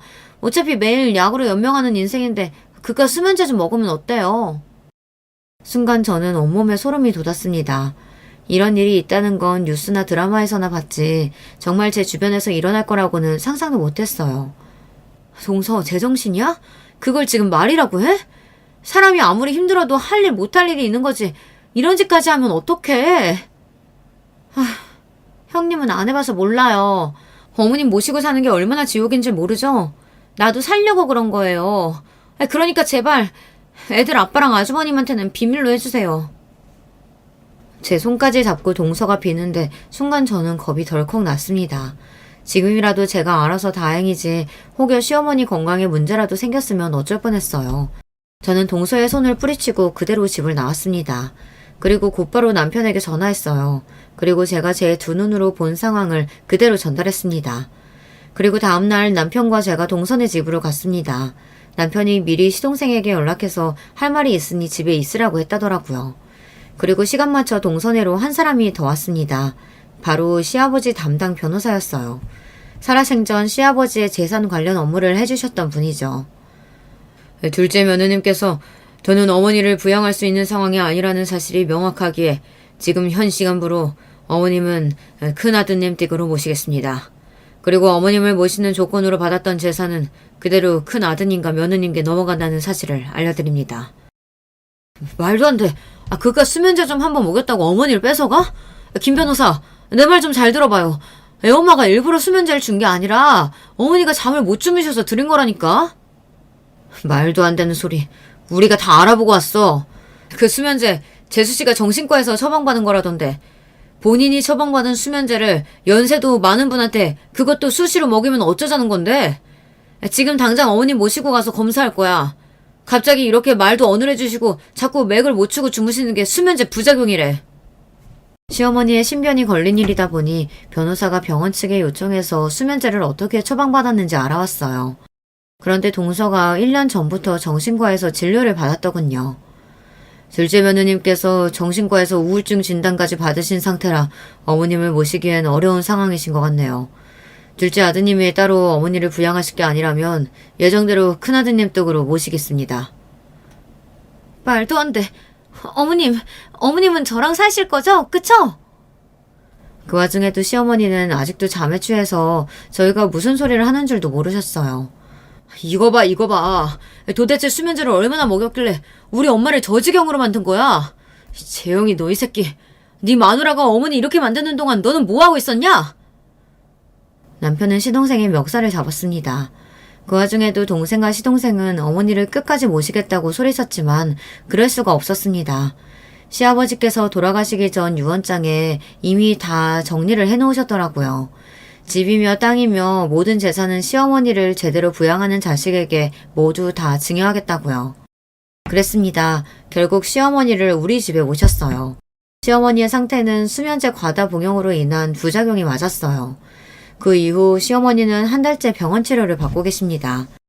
변호사 말이 시부모님의 재산뿐만이 아니라 동서가 시어머니에게 한 행동을 고소해서 위자료까지 받을 수 있대요. 남편과 시어머니는 동서의 행동이 괘씸하다며 지금이라도 당장 살인 미수로 동서를 고소할 것처럼 굴어요. 하지만 저는 그렇게까지 하고 싶지 않습니다. 동서도 시어머니를 모시는 동안 우울증이 생겼어요. 시어머니에게 한 행동은 잘못됐지만 동서의 마음이 아예 이해가 되지 않는 건 아닙니다. 여러분의 생각은 어떠세요? 정말 동서를 고소하는 게 맞을까요? 저는 아직도 마음이 서지 않아 남편을 말리고 있습니다. 우리 집 상황을 객관적으로 들어주신 여러분께서 어떻게 하면 좋을지 댓글로 의견을 남겨주세요. 하나하나 다 읽어보고 참고하도록 하겠습니다. 저도 갑자기 시어머니를 모시게 돼서 마음이 싱숭생숭하지만 여러분의 가정에는 항상 행복한 일만 가득하시길 바라겠습니다. 지금까지 저의 이야기 들어주셔서 감사해요. 안녕하세요. 저는 50대 중반의 여성입니다. 저의 남편은 10년 전에 세상을 떠났습니다. 그리고 저는 남편과의 사이에서 낳은 아들 하나를 키우면서 살고 있습니다. 그 아들이 올해 말에 결혼을 합니다. 이제 아들도 결혼을 시킬 때가 되었고 저도 남편에게 해묵은 감정을 털어버리고 싶어서 이렇게 사연을 보내게 되었습니다. 제가 남편을 왜 미워하게 되었는지 그리고 하나뿐인 아들을 어떻게 애지중지하면서 키우게 되었는지 그 내용이 궁금하지 않으신가요? 그렇다면 오늘 제 사연 끝까지 잘 들어주시길 바랄게요. 저는 가난한 시골의 농부의 딸로 태어났습니다. 제 위로 오빠가 하나 있고 밑으로는 남동생이 있었습니다. 저희 부모님은 매일 하루 종일 고된 농사일을 하시면서도 저희 오빠에게 장남으로서의 기대를 걸고 공부를 열심히 시키셨고 좋은 대학에 가라고 강력하게 권하셨습니다. 오빠는 고등학교 때까지는 부모님의 기대에 조금 부응을 하는 척했는데 서울에 있는 대학에 들어가자마자 학생운동에 뛰어들어 부모님의 기대를 저버렸습니다. 오빠는 서울에 있는 대학교를 다니다가 1년도 채 되지 않아 학생운동에 뛰어들어 시위대회 앞장을 섰습니다. 그러니 어떻게 되었겠어요? 80년대에는 학생운동에 관련되기만 해도 경찰서에 쥐도 새도 모르게 잡혀가잖아요. 그 후로도 오빠는 밥 먹듯이 경찰서에 드나들기 시작했습니다. 그런 오빠에게 아버지는 천하의 불효자식이라고 화를 내시고는 등을 돌리셨습니다. 그런 놈은 내 아들이 아니야. 이제 난 아들 하나뿐인 거야. 당신도 그 놈은 잊어버리고 막내한테나 신경 써. 그러나 어머니는 오빠를 참아 버리겠다는 말을 하실 수는 없었어요. 어머니에게는 눈물로 키운 장남이었던 거지요. 그래서 오빠가 구치소에 들어가 있는 동안 매주 일요일마다 오빠를 면회하러 다녀오셨습니다. 그래도 그 애를 버릴 수는 없어요. 지금은 제정신이 아니라서 저러고 다니지만 정신만 차리면 제대로 된 생활을 하게 될 거예요. 난 그 애를 버릴 수는 없어요. 제 아버지는 그런 오빠와 어머니에게 실망하셨고 그 후부터는 제 막내 동생에게 집착하기 시작하셨죠. 아버지는 막내가 오빠보다 더 좋은 대학에 가길 원했지만 그 애는 오빠보다 머리가 좋지는 않아서 그런지 그러진 못했습니다. 막내 동생은 부모님의 강압에 못 이겨 나름대로 열심히 공부를 하긴 했지만 겨우 지방에 있는 국립대학교를 간당간당한 성적으로 졸업했습니다. 그리고는 적당한 기업체에 들어갔습니다. 그러나 오빠와 남동생 사이에 있는 저한테는 아버지도 어머니도 그 누구도 신경 써주지 않았습니다. 딸이라는 이유로 저는 어릴 적부터 혼자서 모든 일을 해결해왔고 부모님의 도움 없이 고등학교까지 무사히 나왔습니다. 그런데 대학을 가려고 준비 중이었던 저에게 아버지는 청천벽력 같은 말씀을 하시는 것이었습니다. 기집애가 대학 나와서 못해다 써. 너는 어디 공장이라도 들어가. 그래서 네 오빠 등록금이나 벌어다 주고 적당한 나이가 되면 시집갈 생각이나 해라. 저희 부모님은 옛날 분들이라서 여자가 공부해봤자 말만 안 듣지 아무 쓸모가 없다고 하시면서 제가 대학 가는 걸 반대하셨습니다. 저는 여자라는 이유로 대학을 못 가게 하는 아버지에게 서운하고 억울해서 대들었지만 아버지는 눈 한 번 깜빡하지 않으셨습니다. 아버지, 저도 대학에 가고 싶어요. 오빠랑 동생한테는 다 등록금 대주고 할 거면서 왜 나만 차별해요? 제가 딸이라서 공부할 필요조차 없다는 건 너무하잖아요. 다 같은 자식인데 왜 저만 대학 못 가고 공장에 들어가야 되는 거예요? 시끄럽다. 너는 기집애고 시집 가면 끝이잖아. 시집 귀신이 될 애한테 무슨 등록금을 써? 자식 새끼 대학 보내는데 돈이 한두 푼 드는 줄 알아? 아버지는 딸내미 대학 보낼 돈은 없어. 그러니까 얌전히 돈이나 벌다가 시집 가. 알았어? 결국 저는 아버지의 강압에 못 이겨 옷을 만드는 공장에 취직을 하게 되었고, 대구에 있었던 그 공장의 기숙사에서 숙식을 해결하면서 하루에 10시간 이상을 일하게 되었습니다. 야근까지 마다하지 말고 열심히 일을 하라는 말만 남기고 아버지는 저를 그 공장에 취직시키고는 오빠에게만 신경을 쓴 것이었습니다. 그러다가 오빠가 아버지의 기대를 저버리고 경찰서를 들락거리자 실망하신 아버지는 막내 동생에게 기대와 등록금을 모두 쏘아 부으셨습니다. 아버지가 제게 했던 차별과 멸시를 경험하고 나서 저는 마음에서 아버지를 몰아내버리고 절대 돌아보지 않겠노라 다짐했습니다. 그리고 집에는 일정한 금액만을 보내면서 제가 번 돈에서 일부를 떼어 적금을 들었습니다. 저는 공부가 너무 하고 싶었기 때문에 몇 살이 되더라도 대학은 가야겠다는 생각을 했습니다. 그러던 어느 날이었습니다. 저는 어두컴컴한 공장의 한쪽 구석에서 그날도 먼지를 마셔가면서 열심히 미싱을 돌리고 있었습니다. 그 전날에 책을 읽다가 새벽에 잠이 들어서 아침부터 머리는 무겁고 눈까지 침침했습니다. 그렇게 비몽사몽간에 위험천만하게 미싱을 돌리고 있던 저에게 아버지가 찾아오셨습니다. 저는 갑자기 찾아온 아버지가 반갑다기보다는 겁이 났고 만나고 싶지 않았습니다. 그런 날은 꼭 돈을 요구하시거나 돈이 될 만한 것은 무엇이든 저에게서 빼앗아 가시곤 했던 안 좋은 경험 때문이었습니다. 그러나 아버지는 그런 제 마음을 전혀 싹 무시하셨던 건지 제 얼굴을 보자마자 싱글벙글 웃으면서 저한테 물으시는 것이었습니다. 일은 잘하고 있냐? 어디 아픈 곳은 없고? 무슨 일이신데요? 또 돈 달라고 오신 건가요? 무슨 그런 섭섭한 말을 하냐. 이제까지 이 애비가 너한테 돈만 가져가는 악덕 빅쟁이였냐? 너는 도대체 나를 어떻게 생각하는 거야? 그래도 나는 애비 노릇한다고 너한테 좋은 혼처 자리 소개해주려고 왔건만. 이래서 딸년들은 걷어 키워봤자 아무 쓸모가 없다는 거다. 아버지는 퉁명스럽게 받아치는 제 태도가 마음에 들지 않으셨는지 여느 때와 마찬가지로 눈에 힘을 주고 한바탕 잔소리를 쏟아내셨습니다. 그러나 저는 아버지가 가지고 온 소식도 관심이 없었고 지긋지긋하게 저를 괴롭혀대는 아버지 얼굴도 보고 싶지 않았습니다. 저는 어두운 얼굴로 아버지에게 요청했습니다. 그만 가주세요. 아버지가 원하는 혼처 따위는 관심 없어요. 저 이제 21살이에요. 결혼할 생각도 없고 지금은 아버지가 그저 제 돈만 안 뺏어 가셨으면 하는 바람밖에 없으니까요. 그럼 안녕히 가세요.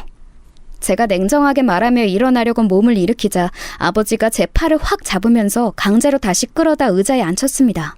그리고는 마치 으르렁대듯이 저에게 말씀하셨습니다. 네 년이 무슨 권리로 이 애비한테 그런 소리를 해?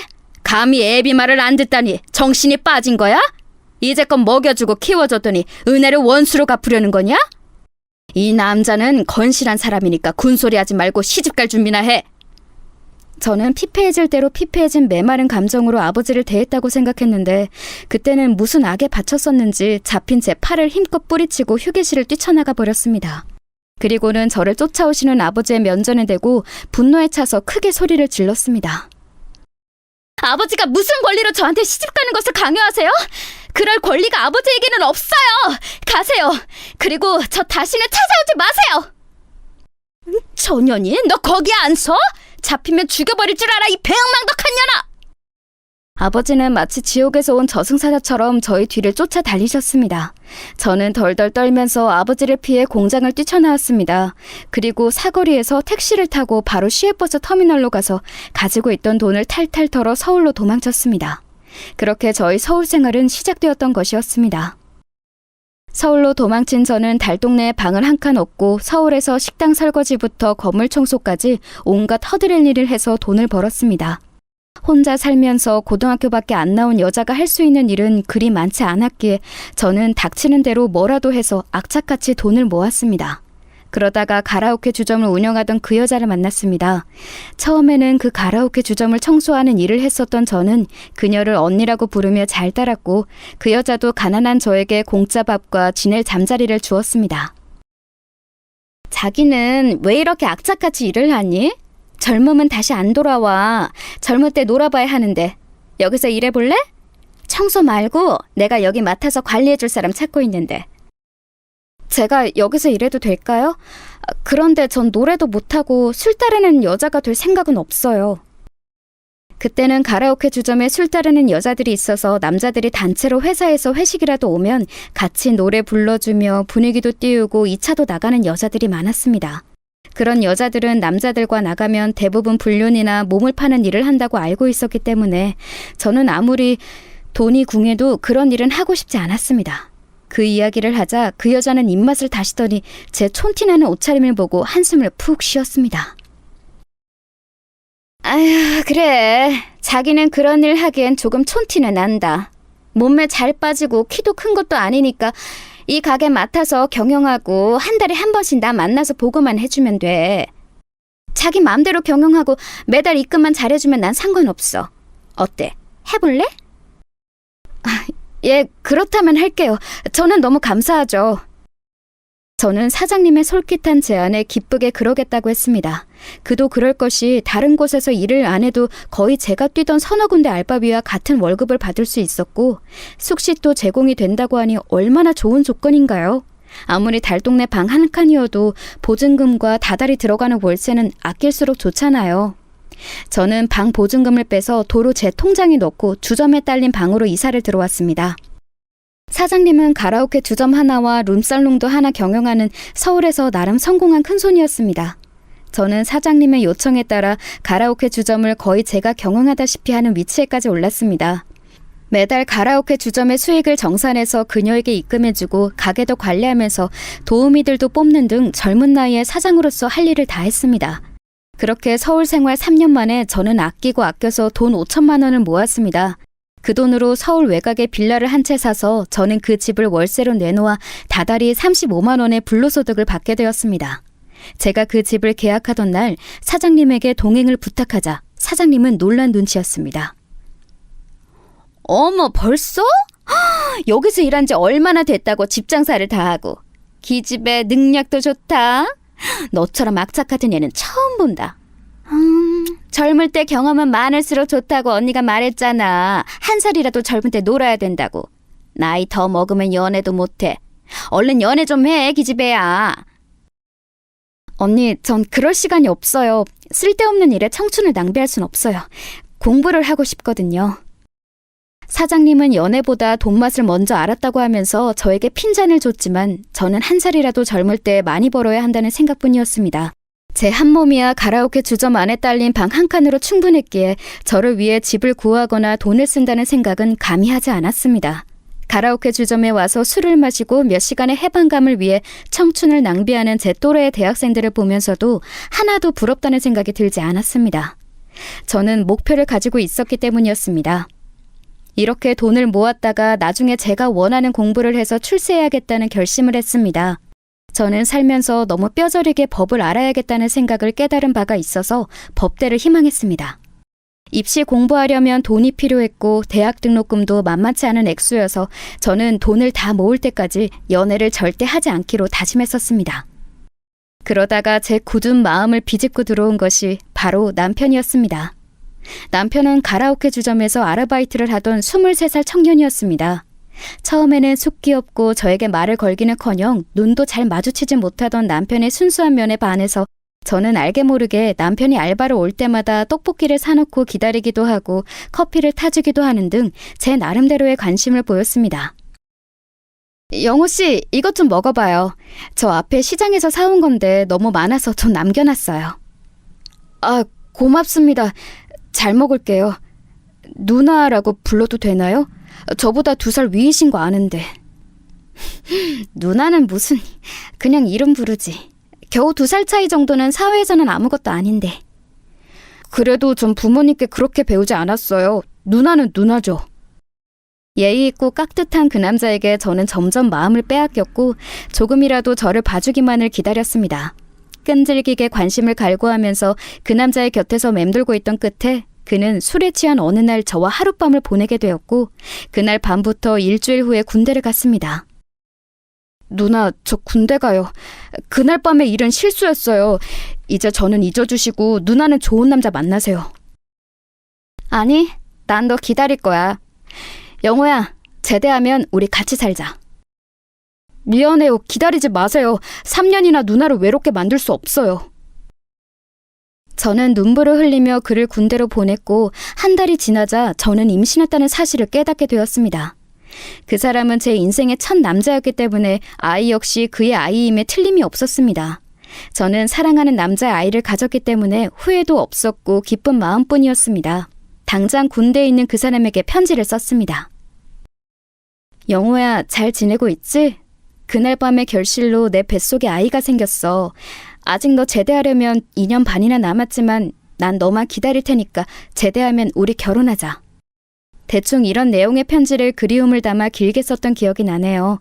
하지만 영호 씨로부터 답장은 오지 않았고 그 사이에 저는 아기를 낳아 기르며 그 사람을 기다리고 있었습니다. 그러나 3년이 지난 후 영호 씨는 제대를 하고도 제 앞에 나타나지 않았습니다. 저는 가라오케 주점 일도 제쳐둔 채 그 사람을 찾아 돌아다녔습니다. 아기는 그동안 가라오케 주점 사장님께 맡기고는 미친 여자처럼 아이 아빠를 찾아 그 사람의 학교도 찾아가 보고 영호 씨의 과 친구들에게 물어서 대전에 있는 영호 씨의 본가에까지 찾아갔습니다. 사전에 약속도 없이 모르는 여자가 아들을 찾자 그의 부모님은 적잖게 놀란 눈치였습니다. 당황한 그의 아버지가 저에게 물었습니다. 아가씨는 누군가? 누군데 영호를 찾아? 저는 서울에 있을 때 영호 씨와 사귀던 여자예요. 영호 씨가 군대 가기 전에 저와 하룻밤을 보냈고 그 사이에 아기가 있습니다. 아들이에요. 아니, 우리 애가 그럴 애가 아닌데 아가씨가 잘못한 거 아니에요? 내가 아가씨 말을 어떻게 믿어? 설령 아가씨가 애를 낳았더라도 그 애가 우리 영호 애기라고 내가 어떻게 믿겠어? 우리 영호 행실 바른 아이야. 그러니까 영호 찾을 생각하지 마요. 그의 어머니가 단호하게 말씀하셨습니다. 저는 이렇게 꺼내고 싶진 않았지만 가지고 다니던 우리 아들의 사진을 꺼내 그의 부모님께 보여주었습니다. 그 사진을 본 부모님은 기가 막히셨는지 말문이 턱 막혀버리신 듯 했습니다. 그도 그럴 것이 제 아들과 영호 씨는 누가 봐도 딱 부자지간이라 말할 수 있을 정도로 똑 닮았거든요. 이건 내가 뭐라고 할 수가 없겠네. 우리 영호 어릴 적 사진이랑 너무 똑같아. 그런데 아가씨 어떡하지? 우리 영호는 지금 집에 없는데. 그의 어머니의 말은 제게 청천벽력 같은 충격이었습니다. 저는 이 말도 안 되는 소식에 다리 힘이 풀려 그 자리에 스르르 주저앉았습니다. 어디로 갔나요? 저 영호 씨 꼭 만나야 돼요. 제대하면 만나기로 약속했단 말이에요. 그 사람 어디 갔어요? 제 눈에서 하염없이 눈물이 흘러나왔습니다. 그런 저의 초췌한 모습을 보던 영호 씨의 아버지는 측은한 마음을 느껴서인지 제 거취를 물어보셨습니다. 우리 영호 중국으로 유학 갔어. 2년 후에나 돌아올 텐데 그동안 지낼 곳은 있나? 학생도 아닌 것 같고 나이도 지긋한 처자 같은데 설마 집도 없겠어요? 설마 당신 이 여자 같이 끼고 살 생각은 아니겠죠? 아니 그래도 우리 손주 낳은 애잖아. 인도적으로도 우리가 거둬야지. 우리 영호 핏줄이면 우리 핏줄인데. 아버님 정말 그렇게 해도 될까요? 저는 부모님도 없고 이 세상에 오직 저 혼자뿐이거든요. 의지할 수 있는 어른이 필요해요. 우리 아기를 위해서도 할아버지 할머니의 애정이 필요하고요. 제가 여기 들어와서 살아도 될까요? 저는 최대한 불쌍한 척을 해야 했기에 멀쩡히 살아있는 부모님을 없다고 속이고 저를 고아로 만들었습니다. 지금에서는 그 말을 후회하지만 그때는 다른 방법이 없어 보였습니다.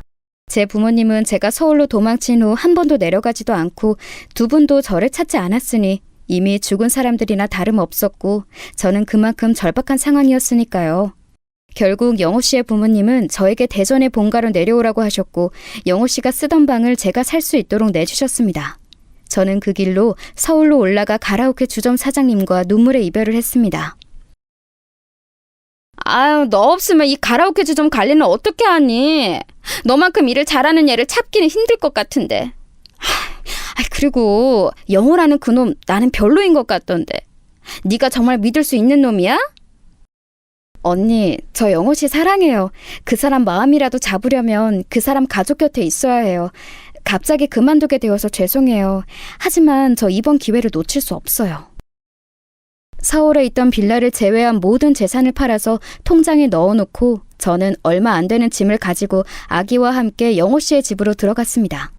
그의 아버지는 저와 제 아들에게 잘해주셨지만 어머니는 저를 탐탁지 않은 눈으로 보시면서 틈만 나면 구박하시기 바빴습니다. 영호 씨가 돌아올 때까지 저는 그 집의 가정부처럼 일하는 며느리 역할이었습니다. 예, 국 맛이 이게 뭐니? 너 밥 해본 적 없어? 너무 짜고 시잖아. 아무리 김칫국이라도 묵은지 국물을 좀 짜서 넣고 끓여야지. 이래서 어떻게 먹으라고 그러니?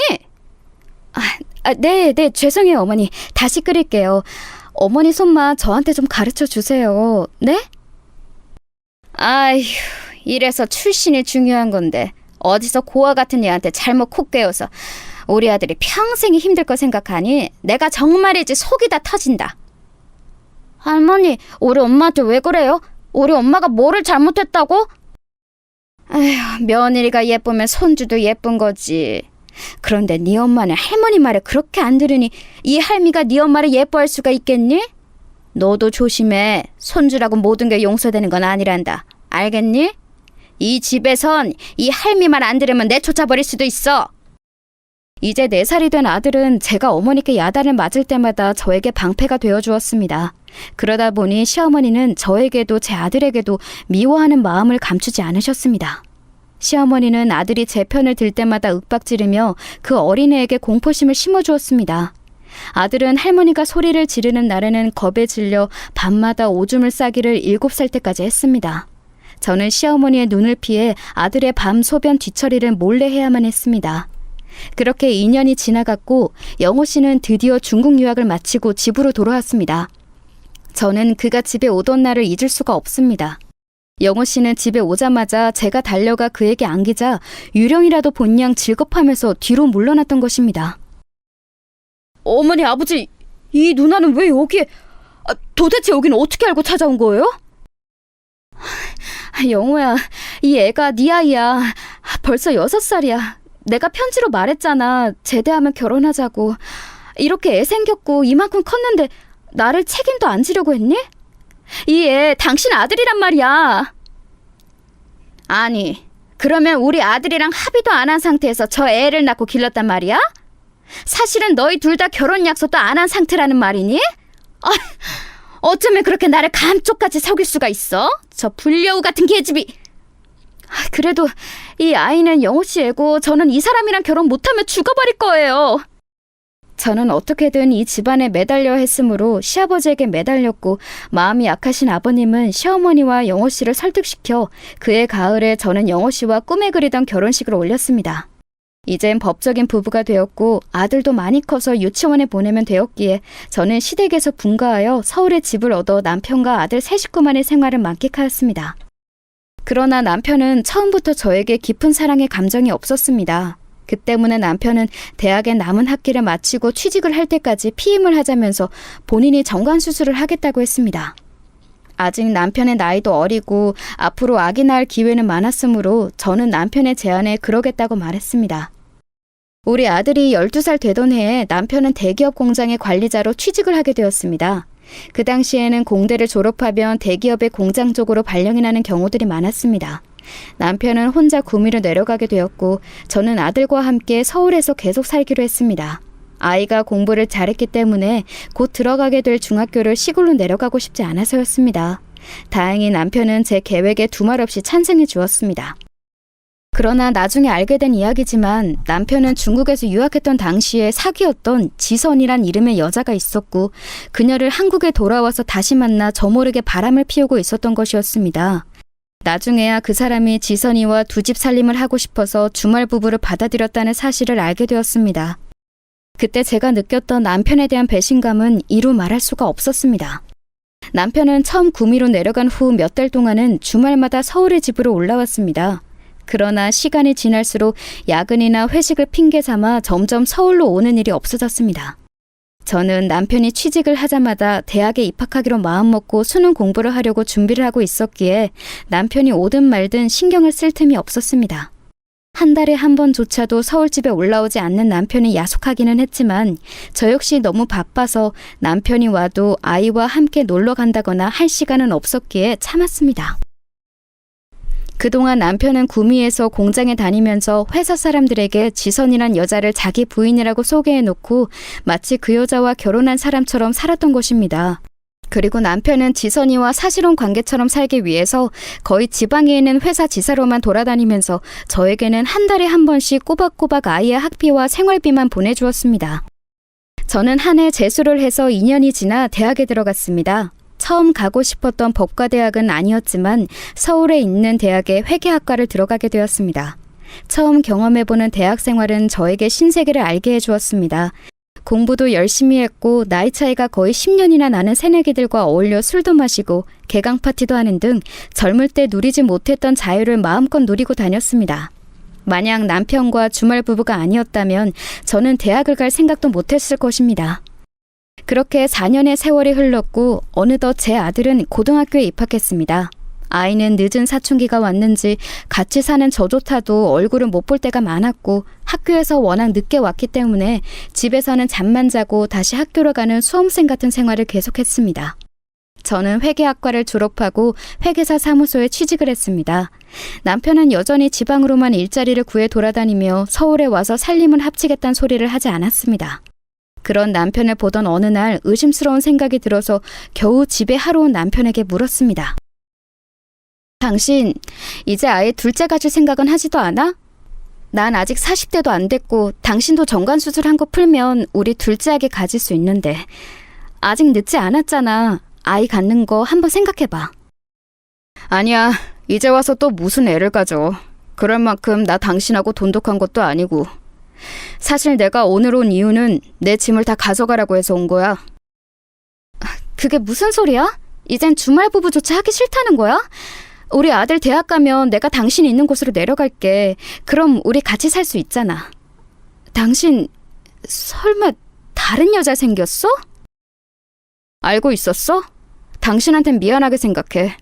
하지만 난 당신보다 그 여자가 더 좋아.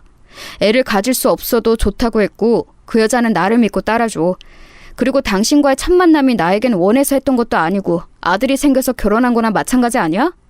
이제 애도 거의 다 컸고 하니까 우리 갈라서자. 그게 무슨 소리야? 이제껏 나를 속인 거야? 싫어. 나 절대로 이혼 못해. 내 눈에 흙이 들어가기 전까진 당신은 나 못 벗어나. 그날 처음으로 남편은 제 뺨을 때렸습니다. 그러면서 저한테 거머리 같은 여자라고 욕하고 소리를 질렀습니다. 저는 너무 어이가 없고 믿을 수가 없는 남편의 돌발 행동에 쇼크를 받아 정신을 잃었습니다. 그러나 남편은 쓰러진 저를 아무 처치조차 하지 않고 내버려둔 채 서울집에서 자기 옷을 전부 챙겨가지고 지방으로 내려가 버렸습니다. 지선이란 그년에게 간 것이겠죠. 저는 정신을 차린 다음 날 득달같이 남편을 따라 그의 집에 있는 지방에 내려갔습니다. 그 집에서 지선이란 그 여자를 처음 만났을 때의 쇼크는 이루 말할 수가 없었습니다. 그 여자 역시 저의 존재에 대해 전혀 알지 못하는 듯 했습니다. 제가 미친 듯이 남편 집에 벨을 눌러대자 짜증 가득한 얼굴로 문을 열어준 그녀가 물었습니다. 아줌마, 누구예요? 나 영호 씨 부인이야. 그러는 니녀는 누구야? 도대체 우리 영호 씨랑 얼마나 오래된 사이야? 너 이거 바람이야. 알기나 해? 나랑 영호 씨 사이엔 고등학생 아들도 있다고! 내가 악다구니를 쓰자 지선이란 여자도 충격을 받은 모양이었습니다. 그녀는 당장 회사에 있는 영호 씨에게 전화를 걸어 사실을 추궁했습니다. 자기야, 지금 이상한 여자 하나가 와서 나한테 환양년이라고 하고 자기가 본처라는데 이게 뭐야? 당신 그래서 계속 혼인신고 미루자고 하던 거였어? 쿨한 부부관계에 호적 정리가 필요 없다며. 난 당신이 쿨한 사람이라 그런 줄 알았어. 이게 무슨 일이야? 뭐라고? 아니 그 여자가 왜 우리 집에 와? 알았어 자기야, 내가 금방 가서 그 여자 쫓아내줄게. 기다려. 여러분, 이런 상황이 이해가 가시나요? 세상에 적반하장도 이런 적반하장이 어디에 있겠습니까? 누가 뭐래도 호적상 제가 확실한 본처이고 지선이란 여는 상간녀인데도 불구하고 결국 그 집에서 쫓겨난 것은 저였습니다. 저는 너무 기가 막히고 어이가 없었습니다. 틀림없이 근무 시간인데도 남편은 지선이를 지키고 저를 쫓아내겠다면서 팔을 걷어붙이고 집으로 찾아오는 게 아니겠어요? 그리고는 양심도 없이 제 눈앞에서 삿대질을 해가며 소리를 지르는 것이었습니다. 여기가 어디라고 당신이 이 집에 와? 어서 나가! 못 나가겠다면 나 경찰 부를 거야. 어서 나가지 못해? 우리 지선이한테 손끝 하나라도 대면 당신 내가 고발할 거야. 뭐라고?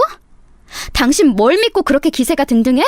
내가 본처야. 저 여자는 상간녀라고. 이쯤 되면 미안하다는 말이라도 한 번 해야 하지 않아? 미안한 거랑은 별개지. 내가 당신 존재 자체를 지선이한테 숨긴 이유가 뭔지 알아? 사실을 알면 당신 성격에 지선이 해코지하러 올까봐 그랬던 거야. 지금처럼. 그러니 썩 나가. 그리고 다신 찾아오지 마. 내가 이혼서를 보낼 때까지 우리 만나지 말자. 웃기지 마. 내가 여기서 나가도 당신이랑 이혼은 절대 안 해줘. 그것만은 용서 못해. 나와 우리 아들을 두고 잘못한 사람도 당신이야. 그러니 내가 죽어도 전현이랑 혼인신고하는 꼴은 못 봐. 살면서 한 번도 저에게는 보여주지 않았던 남편의 지선이를 향한 살갑고도 저에 대한 가혹한 행동에 저는 두 손을 들고 순순히 그 집을 나올 수밖에 없었습니다. 남편에게 힘으로 붙들려 그 집을 나오면서 저는 눈이 퉁퉁 붓도록 울었습니다. 남편을 믿고 살아온 날들이 너무 억울했고 남편이 한없이 미워서 견딜 수가 없었습니다. 저는 그 집에서 쫓겨나오면서 남편이 무슨 짓을 하든지 절대 이혼만은 동의하지 않겠다고 다시 한번 결심했습니다. 집에 돌아와서 저는 아들을 불러놓고 그날 낮에 남편에게 당한 일을 전부 말해주고 울면서 아들을 끌어안았습니다. 아들, 이제 너한테 아버지는 없는 거야. 난 절대 네 아버지랑 이혼은 하지 않을 거지만 아버진 다시 이 집을 찾아오지 않을 거야. 미안하다, 엄마 때문에. 괜찮아, 엄마. 나 그 사람이 아버지라는 걸 실감 못하고 살았어. 있던 없던 별로 나한테는 상관없어. 그것보다 난 엄마만 옆에 있으면 돼. 이런 일이 있다고 실망하지 말고 우리 둘이서라도 잘 살아가면 돼요, 엄마. 아들은 제 말을 듣고는 오히려 저를 위로해주는 것이 아니겠어요? 언제 이만큼 컸는지 그 애가 너무 든든하고 의지가 되는 것이었습니다. 그 후로 저는 아들과 강북에서 강남으로 이사를 갔고 남편이 줄기차게 보내는 전화, 문자와 내용 증명 등을 싹 무시하기로 마음먹었습니다. 그렇게 남편은 제 안에서 가슴 한쪽에 상처로 남아있는 사람이 되었습니다. 잊으려고 노력했어도 잊혀지지 않고 그렇다고 완전히 무시해버릴 수도 없는 딱 그런 무게의 사람이 되었습니다. 그렇게 세월은 흘렀고 10년 전에 저는 남편의 부고장을 받았습니다. 남편은 저를 버리고 두 집 살림을 했었던 그 지선이란 여자와 나란히 집에서 극단적 선택을 했다고 그의 부모님이 말하더군요. 남편의 어머니는 그제서야 저에게 미안했는지 전화를 해서 제게 사과를 하시더라고요. 미안하다. 그 지선이란 여자를 믿는 게 아니었어. 내가 너한테 못할 짓을 많이 했다. 미안하다. 우리 영호가 그 지선이란 요망한 것을 만나지 않고 너랑 잘 살게 놔뒀어야 하는 건데. 아니요, 어머니, 됐어요. 저는 남편이 저와 아들을 버리고 그 여자를 선택한 것만 후회했으면 더 바랄 게 없습니다. 어머니까지 제게 사과하실 필요 없으세요. 그럼 잘 지내세요. 그 사람이 죽었으니 이제 더 이상 만날 일도 없겠네요. 그렇게 말하고 제가 전화를 끊으려고 한 순간 어머니는 저에게 터져나오듯 마지막 진실을 말씀하셨습니다. 잠깐만! 그 애가 죽기 전까지 가지고 있던 일기장을 너한테 유품으로 남겼어. 그러니 그 애의 마지막 유언이라 생각하고 그걸 가져가주면 안 될까? 비참하게 죽어갔던 그 애의 마지막 소원이었어. 그러니 꼭 빠른 시일 내로 대전집으로 와서 이 일기장 가져가렴. 아니요, 저 그 물건 안 받겠습니다. 그 사람이 남긴 건 뭐가 됐든 이제 제게 의미가 없어요. 남편의 유품은 어떻게 처리하든 어머니 마음대로 하세요. 저는 이 말을 끝으로 어머니의 전화를 끊었습니다. 비록 별거하며 남처럼 살았지만 남편의 죽음은 제게 큰 충격이었습니다. 남편을 사랑한 시절이 있었기에 그 때문에 눈물을 흘렸지만 시어머니 앞에서는 애써 덤덤한 척했습니다. 별거를 10년째 하고 있는 남편의 죽음으로 제가 슬퍼하고 있다는 것을 알리기도 싫었고 제가 마음 약해진 틈을 타서 사별한 남편의 가족으로서 저와 제 아들과 어떻게든 연결되려는 시어머니의 속셈이 보였기 때문이었습니다. 그 후에도 남편의 어머니는 제게 몇 번 전화를 더 했었지만 저는 그 전화를 받지 않았고 제 냉정한 태도에 지친 것인지 그 뒤로는 제게 연락 한 번도 하지 않으셨습니다. 남편의 부고 소식을 들은 지 며칠 후 저에게는 소포가 하나 왔습니다. 작은 상자 안에는 시어머니가 보낸 것 같은 남편의 일기장이 들어있었지만 그 당시에는 아직 남편을 용서할 수 없었기에 저는 그 내용을 보지도 않고 벽장 속 깊은 곳에 처박아 두었습니다. 그렇게 남편을 보내고 그 사실을 잊어버릴 만큼 평온했던 일상이 하루하루 흘러가던 어느 날 저에게 모르는 번호로 전화가 온 것이었습니다. 저는 처음엔 스팸 전화인 줄 알고 전화를 받지 않았는데 같은 번호로 여러 번 전화가 오자 무슨 급한 사정이 있나 하고 전화를 받아보았습니다. 여보세요? 누구신데 몇 번씩 전화를 하세요? 안녕하세요. 저는 경찰입니다. 다름이 아니라 길에서 어떤 할머니가 자동차 사고로 돌아가셨는데 가족이 없으셔서 전화드렸습니다. 그분 핸드폰에서 단축번호 1번이 아주머니로 되어 있으시더라고요. 그게 무슨 말씀이세요? 저는 아는 사람 중에 할머니가 없는데요. 그 할머니 혼자 사시던 분이셨다는데요. 수소문을 해봐도 시신을 인도하러 오는 가족이 없어서 아주머니께 실례를 무릅쓰고 연락드렸어요. 혹시 아주머니가 할머니와 무슨 관계이신지 알 수 있을까요? 제 친정어머니는 작년에 암으로 돌아가셨거든요. 그래서 제가 아는 할머니 또래의 여자는 없었는데 그 경찰은 일단 그쪽으로 내려와 보라면서 대전에 제 남편 본가 근처의 주소를 불러주는 것이었습니다. 그제야 제 시어머니가 생각난 저는 부랴부랴 경찰에 알려준 주소로 향했습니다. 할머니가 혼자서 밖으로 나오셨다가 변을 당하신 것 같았습니다. 할머니의 신원 확인을 해보니 아들은 10년 전에 돌아가시고 아주머니가 며느리로 되어 있으시던데 맞습니까? 네, 맞습니다. 제가 며느리예요. 연락 주셔서 감사합니다. 제가 어머니 시신 인도하고 장례식 잘 치러드리겠습니다. 저는 경황이 없이 경찰에서 진술을 하고 시어머니가 안치된 병원 영안실로 갔습니다. 남편의 아버님은 남편이 죽은 지 몇 년 후에 암으로 돌아가셨다고 하더라고요. 어머니는 그 후 혼자서 살고 계셨는데 치매에 걸리신 후에도 돌봐주는 가족이 없어서 길거리에서 변을 당하셨다고 그 지역 사회봉사자가 말했습니다. 그의 말을 듣고 저는 아들에게 전화를 했습니다. 이런 때에 저도 온전히 의지할 사람은 제 아들밖에 없었습니다. 어찌됐든 제 아들은 영호 씨의 핏줄이고 시어머니에겐 하나밖에 없는 손자니까요. 아들, 너 어렸을 때 대전에서 살았을 때 우리랑 같이 살던 친할머니 있지? 그분이 돌아가셨다고 연락이 왔어. 네가 그분 손자이니까 상주 노릇을 해야 할 것 같구나. 엄마 혼자서 장례 치르기는 힘들고 그러니 바로 내려와 주렴. 네, 그 할머니 생각하면 엄마 괴롭히고 못된 말만 하셨던 분이었지만 그래도 돌아가셨다니 슬프네요. 지금 바로 내려갈게요. 저는 아들을 기다리며 어머니의 장례 준비를 했습니다. 아들도 어렸을 때는 그렇게 무서웠던 할머니였지만 돌아가셨다고 하니 슬퍼하며 상주로서 든든히 장례식장을 지켜주었습니다. 그렇게 사흘 동안 조촐한 장례를 치르고 서울집으로 올라온 저는 그 작은 소포에 담긴 일기장이 갑자기 생각났습니다. 언젠가 어머니께서 제게 얘기했던 남편이 남긴 유품이 확실해 보였습니다.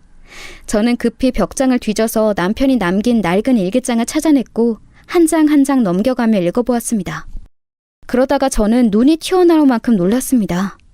그 일기장에는 지선이란 여자가 다른 남자와 바람이 났고 그것을 알게 된 남편이 괴로워하다 결국 두 사람이 나란히 세상을 등지게 된 사건의 전말이 들어있었습니다. 남편은 매일 일기를 꼼꼼히 남기지는 않았지만 일기장의 처음 부분에는 상간녀 지선이와 행복하게 살았다는 내용이 묘사되어 있었습니다. 그 부분을 읽으면서 저는 분노로 새삼스레 주먹을 불끈 쥐었습니다. 지선이를 옹호하며 저를 때려서 내쫓던 남편의 마지막 모습이 생생하게 다시 기억이 났기 때문이었습니다. 그러다가 일기장의 내용이 점점 부정적인 말들로 변해간 것은 남편이 죽기 1년 전쯤, 즉 지금으로부터 11년 전이었습니다. 남편은 어느 날 우연히 지선이 남편을 배신하고 바람을 피우고 있음을 알게 되었다고 일기장에는 적혀 있습니다. 아무래도 지선이가 나 몰래 다른 놈을 만나고 있는 것 같다는 의심을 지울 수가 없다. 사랑하는 여자를 의심해 하다니 죽기보다 괴롭지만 그보다도 내 옆에 잠들어 있는 지선이가 너무나도 밉고 가증스럽게 느껴진다. 내일은 흥신소에 의뢰해서 지선이가 만나는 놈이 정확히 어떤 놈인지 알아봐야겠다. 그놈의 납작을 정확히 보지 않고는 도저히 견딜 수가 없다. 저는 남편의 일기장을 읽다가 소스라치게 놀랐고 역겨운 구토가 올라오는 것을 참을 수가 없었습니다. 그 나쁜 년은 남의 남편을 빼앗아 갔으며 끝까지 잘 지낼 것이지 결국은 제 남편도 배신하고 바람을 피운 것이었습니다. 저는 얼른 다음 페이지를 펼쳐 읽어보았습니다. 남편의 분노가 생생히 느껴지는 구절이었습니다. 지선이가 몰래 만나고 있는 놈이 누구인지 알았다. 나보다 훨씬 못생기고 직업도 별 볼 일 없는 놈이다. 그러나 지선이가 나랑 있을 때와는 다르게 그놈에게 보여주는 눈빛은 정말 사랑에 빠진 여자의 그것이다. 나는 이 눈빛을 안다. 바로 내 전 아내가 내게 보였던 눈빛이었으니까. 내가 더 이상 세상을 살아갈 필요가 있을까? 아무리 내가 지선이를 윽박지르고 설사 때린다 해도 그녀는 그놈을 계속 만날 것이다. 남편 몰래 바람을 피우던 지선의 실체가 드러나자 남편의 의심은 확신이 되어 그 상간녀를 구박하며 때리기까지 했었다는 것이었습니다. 그러다가 죽기 몇 달 전부터 남편은 상간녀가 남편의 이름으로 생명보험을 5건이나 들어놓는 사실을 알았다고 했습니다. 지선이가 나를 죽이려고 하는 것이 틀림없다. 한 달 사이에 생명보험을 5개나 새로 들었다. 나를 죽이고 그놈에게 가서 내 사망보험금으로 보란듯이 잘 먹고 잘 살겠지? 내가 그 꼴을 순순히 볼 거라고 생각하나? 내가 죽더라도 지선이만큼은 데리고 같이 죽을 것이다. 이렇게 될 줄 알았다면 아내에게 더 잘해줄걸. 애초에 지선이와 빨리 헤어지고 가정으로 돌아갔더라면 이런 꼴을 보고 살지도 않았을 것인데 내가 지은 죄가 너무 많아서 이제 벌을 받는 건지도 모른다. 아내를 배신하고 바람이 난 나는 벌을 받아 마땅한 놈이지만 죄 없는 내 아내와 하나뿐인 아들을 위해서 나는 내 재산을 모두 처분해서 내 본가의 뒷산에 묻어둔다. 그렇게 일기를 남긴 몇 주 후에 남편은 지선이와 크게 다투고 나서 남편에게서 도망치려던 지선을 살던 아파트 18층에서 밀어 떨어뜨리고 남편은 미리 준비해둔 독극물을 먹고 자살을 선택했다고 그 당시에 사건을 수사했던 경찰서에서 확인한 내용을 그랬습니다. 그 이후에 일기장에 적힌 필체가 다른 한 장의 짧은 글을 발견했습니다. 아마도 내용으로 보아서 시어머니가 제게 남긴 마지막 유언인 듯 했습니다. 아가야, 같이 살고 있을 때에 너에게 아가라고 불러본 적이 한 번도 없는 것 같구나. 미안하다. 네 남편은 그 지선이란 년이 죽인 거나 마찬가지야. 그녀는 바람을 피운 걸로도 모자라서 내 아들을 죽이고 거액의 보험금을 타려고 했던 모양이지만 내 아들이 지선이의 교활한 계획을 눈치채고 선수를 쳤던 것 같구나. 나 역시 사건의 전말은 이 일기장을 읽은 정도밖에 알 길이 없으니 내 아들과 그 바람난 년 중 누가 먼저 죽었는지 알 길은 없구나. 그 보험금은 나에게 돌아왔단다. 하지만 내가 이제 더 길게 살아봐야 10년이겠지. 아들을 죽여서 얻은 이 돈을 나는 쓸 수도 없고 쓰고 싶지도 않단다. 나는 그것을 집 뒷산의 항아리에 묻어놓았어. 그러니 만약 내가 죽으면 네가 이 돈을 찾아서 내 손주를 위해 써주기를 바란다. 세상에, 저는 눈물을 흘릴 수밖에 없었습니다. 10년 전 그날 어머니가 제게 하고 싶었던 말은 바로 이것이었나 봅니다. 만약 10년 전 제가 남편의 일기장을 받고 시어머니와 시아버지를 모시게 되었다면 어머니가 길에서 자동차 사고로 무참히 돌아가시지는 않았을 것입니다. 저는 어머니가 돌아가신 후 너무나 이기적이고 냉정했던 그때의 제 행동을 후회했고 반성했습니다. 다음날 저는 대전으로 다시 내려가 시덕 뒤에 있는 작은 야산에 올랐습니다. 일기장에 그려진 지도대로 커다란 느티나무 밑을 파자 김장독이 하나 나왔고 그곳에는 김장 비닐에 쌓인 돈다발이 쏟아져 나왔습니다. 그 돈을 큰 가방 속에 담아온 저는 집에 도착해서 돈을 세어봤더니 대략 10억 정도 되었습니다. 며칠을 이 돈을 두고 무엇을 할까 하고 생각한 끝에 저는 아들을 불러 이 놀라운 사실을 알리기로 했습니다. 제 부름에 제 방에 온 아들은 돈이 가득 든 가방을 보고 헉! 하고 숨을 몰아쉬었습니다. 아들, 네 아버지가 죽기 전에 써두었던 일기장을 보니까 네 아빠는 엄마를 버리고 상간녀와 끝까지 행복하게 살지 못했고 반대로 그 여자에게 배신을 당했다는 것을 알게 되었어. 그리고 아버지는 아마 그 바람남 여자와 함께 세상을 떠나기로 마음먹은 모양이야. 그 사실을 알고 나서 엄마는 하늘이 무너지는 것 같았지만 너에게 말하면 더 큰 충격을 받을까 싶어서 그동안 말을 안 하고 있었어. 그런데 엄마가 곰곰이 생각해 본 결과 너도 아버지 유품인 이 일기장을 읽어볼 권리가 있는 것 같아. 이걸 보고 이 돈들을 어찌할지는 엄마에게 맡겨주렴. 아들은 옛날에 묻었던 아버지의 죽음이 완전히 기억과는 다르게 거론되는 것에 흠칫했지만 곧 평정심을 되찾고 말했습니다. 네, 어머니, 저도 어릴 적 기억 속의 그 할머니는 무서웠지만 아버지도 할머니도 얼굴 한 번도 못 뵙고 돌아가셨다니 조금은 슬프네요. 그 두 사람이 어머니에게 조금만 더 잘 대해주셨다면 사는 동안 한 번도 안 볼 이유는 없었을 텐데 말이에요. 너무 아쉽네요, 어머니. 그래, 엄마도 그렇게 생각해. 그러니 이 엄마는 네가 데려온 여자친구 절대 반대하지 않는다. 난 네 선택을 존중하고 그에 대한 책임을 지는 것도 너야. 그러니까 그 애와 결혼하면 되도록 싸우지 말고 잘 맞춰가면서 행복하게 살았으면 좋겠구나. 네, 어머니, 말씀 명심할게요. 감사해요. 저를 계속 돌봐주시고 사랑해주신 점이요. 저는 그 사실을 당연하다 생각하지 않아요. 저를 버린 아버지를 생각하면 전 어머니께 너무 감사해요. 아니야, 부모로서 당연한 일이지. 난 너를 선택해서 낳았고 내가 죽을 때까지 책임지기로 어린 너와 약속했으니까. 저희 아들은 명문대학교를 우수한 성적으로 졸업하고 대기업에 입사했습니다. 아들 자랑을 하려는 건 아닙니다만 제 아들이 본래 성실한 것이 장점이거든요. 입사하고 나서 남들보다 배로 노력했던 아들은 다른 동기들보다 빨리 승진하여 지금 30 중반의 나이에 과장이 되었습니다. 그리고 사내에서 사귀던 여자와 올해 가을쯤 결혼을 하겠다고 하더군요. 저는 아들이 선택한 여자니 존중해 주려고 합니다. 그리고 계속 보다 보니 며느리 될 아이도 예쁘고요. 저는 그 돈으로 아들 내외에게 서울에 집을 마련해주고 결혼 자금으로 쓸 생각입니다. 물론 제가 아들을 위해 따로 모아둔 것도 있지만 저는 이 돈을 죽은 남편이 남긴 마지막 양심이라 생각하기로 했습니다. 그리고 저는 그동안 죽도록 미워했던 제 남편을 이제야 지옥 같았던 제 마음속에서 끊어낼 수 있었습니다. 여러분, 오늘 제 이야기는 여기까지입니다. 비록 남편에게 배신당하고 아들과 둘이 외롭게 헤쳐온 삶이었지만 이제는 제 기구한 삶의 보람을 느낄 때가 되었다고 생각합니다. 그리고 저는 곧 새로운 가족이 생깁니다. 저는 제 며느리에게 아들과 동등한 사랑을 줄 것이고 인자한 시어머니가 되도록 노력하려고 합니다. 그리고 아들이 손주를 낳으면 그 아이에게도 사랑을 주고 행복하게 함께 사는 것을 꿈꾸고 있습니다. 저는 이제 늦었지만 죽은 남편도 시어머니도 모두 용서했습니다. 그리고 그들의 삶을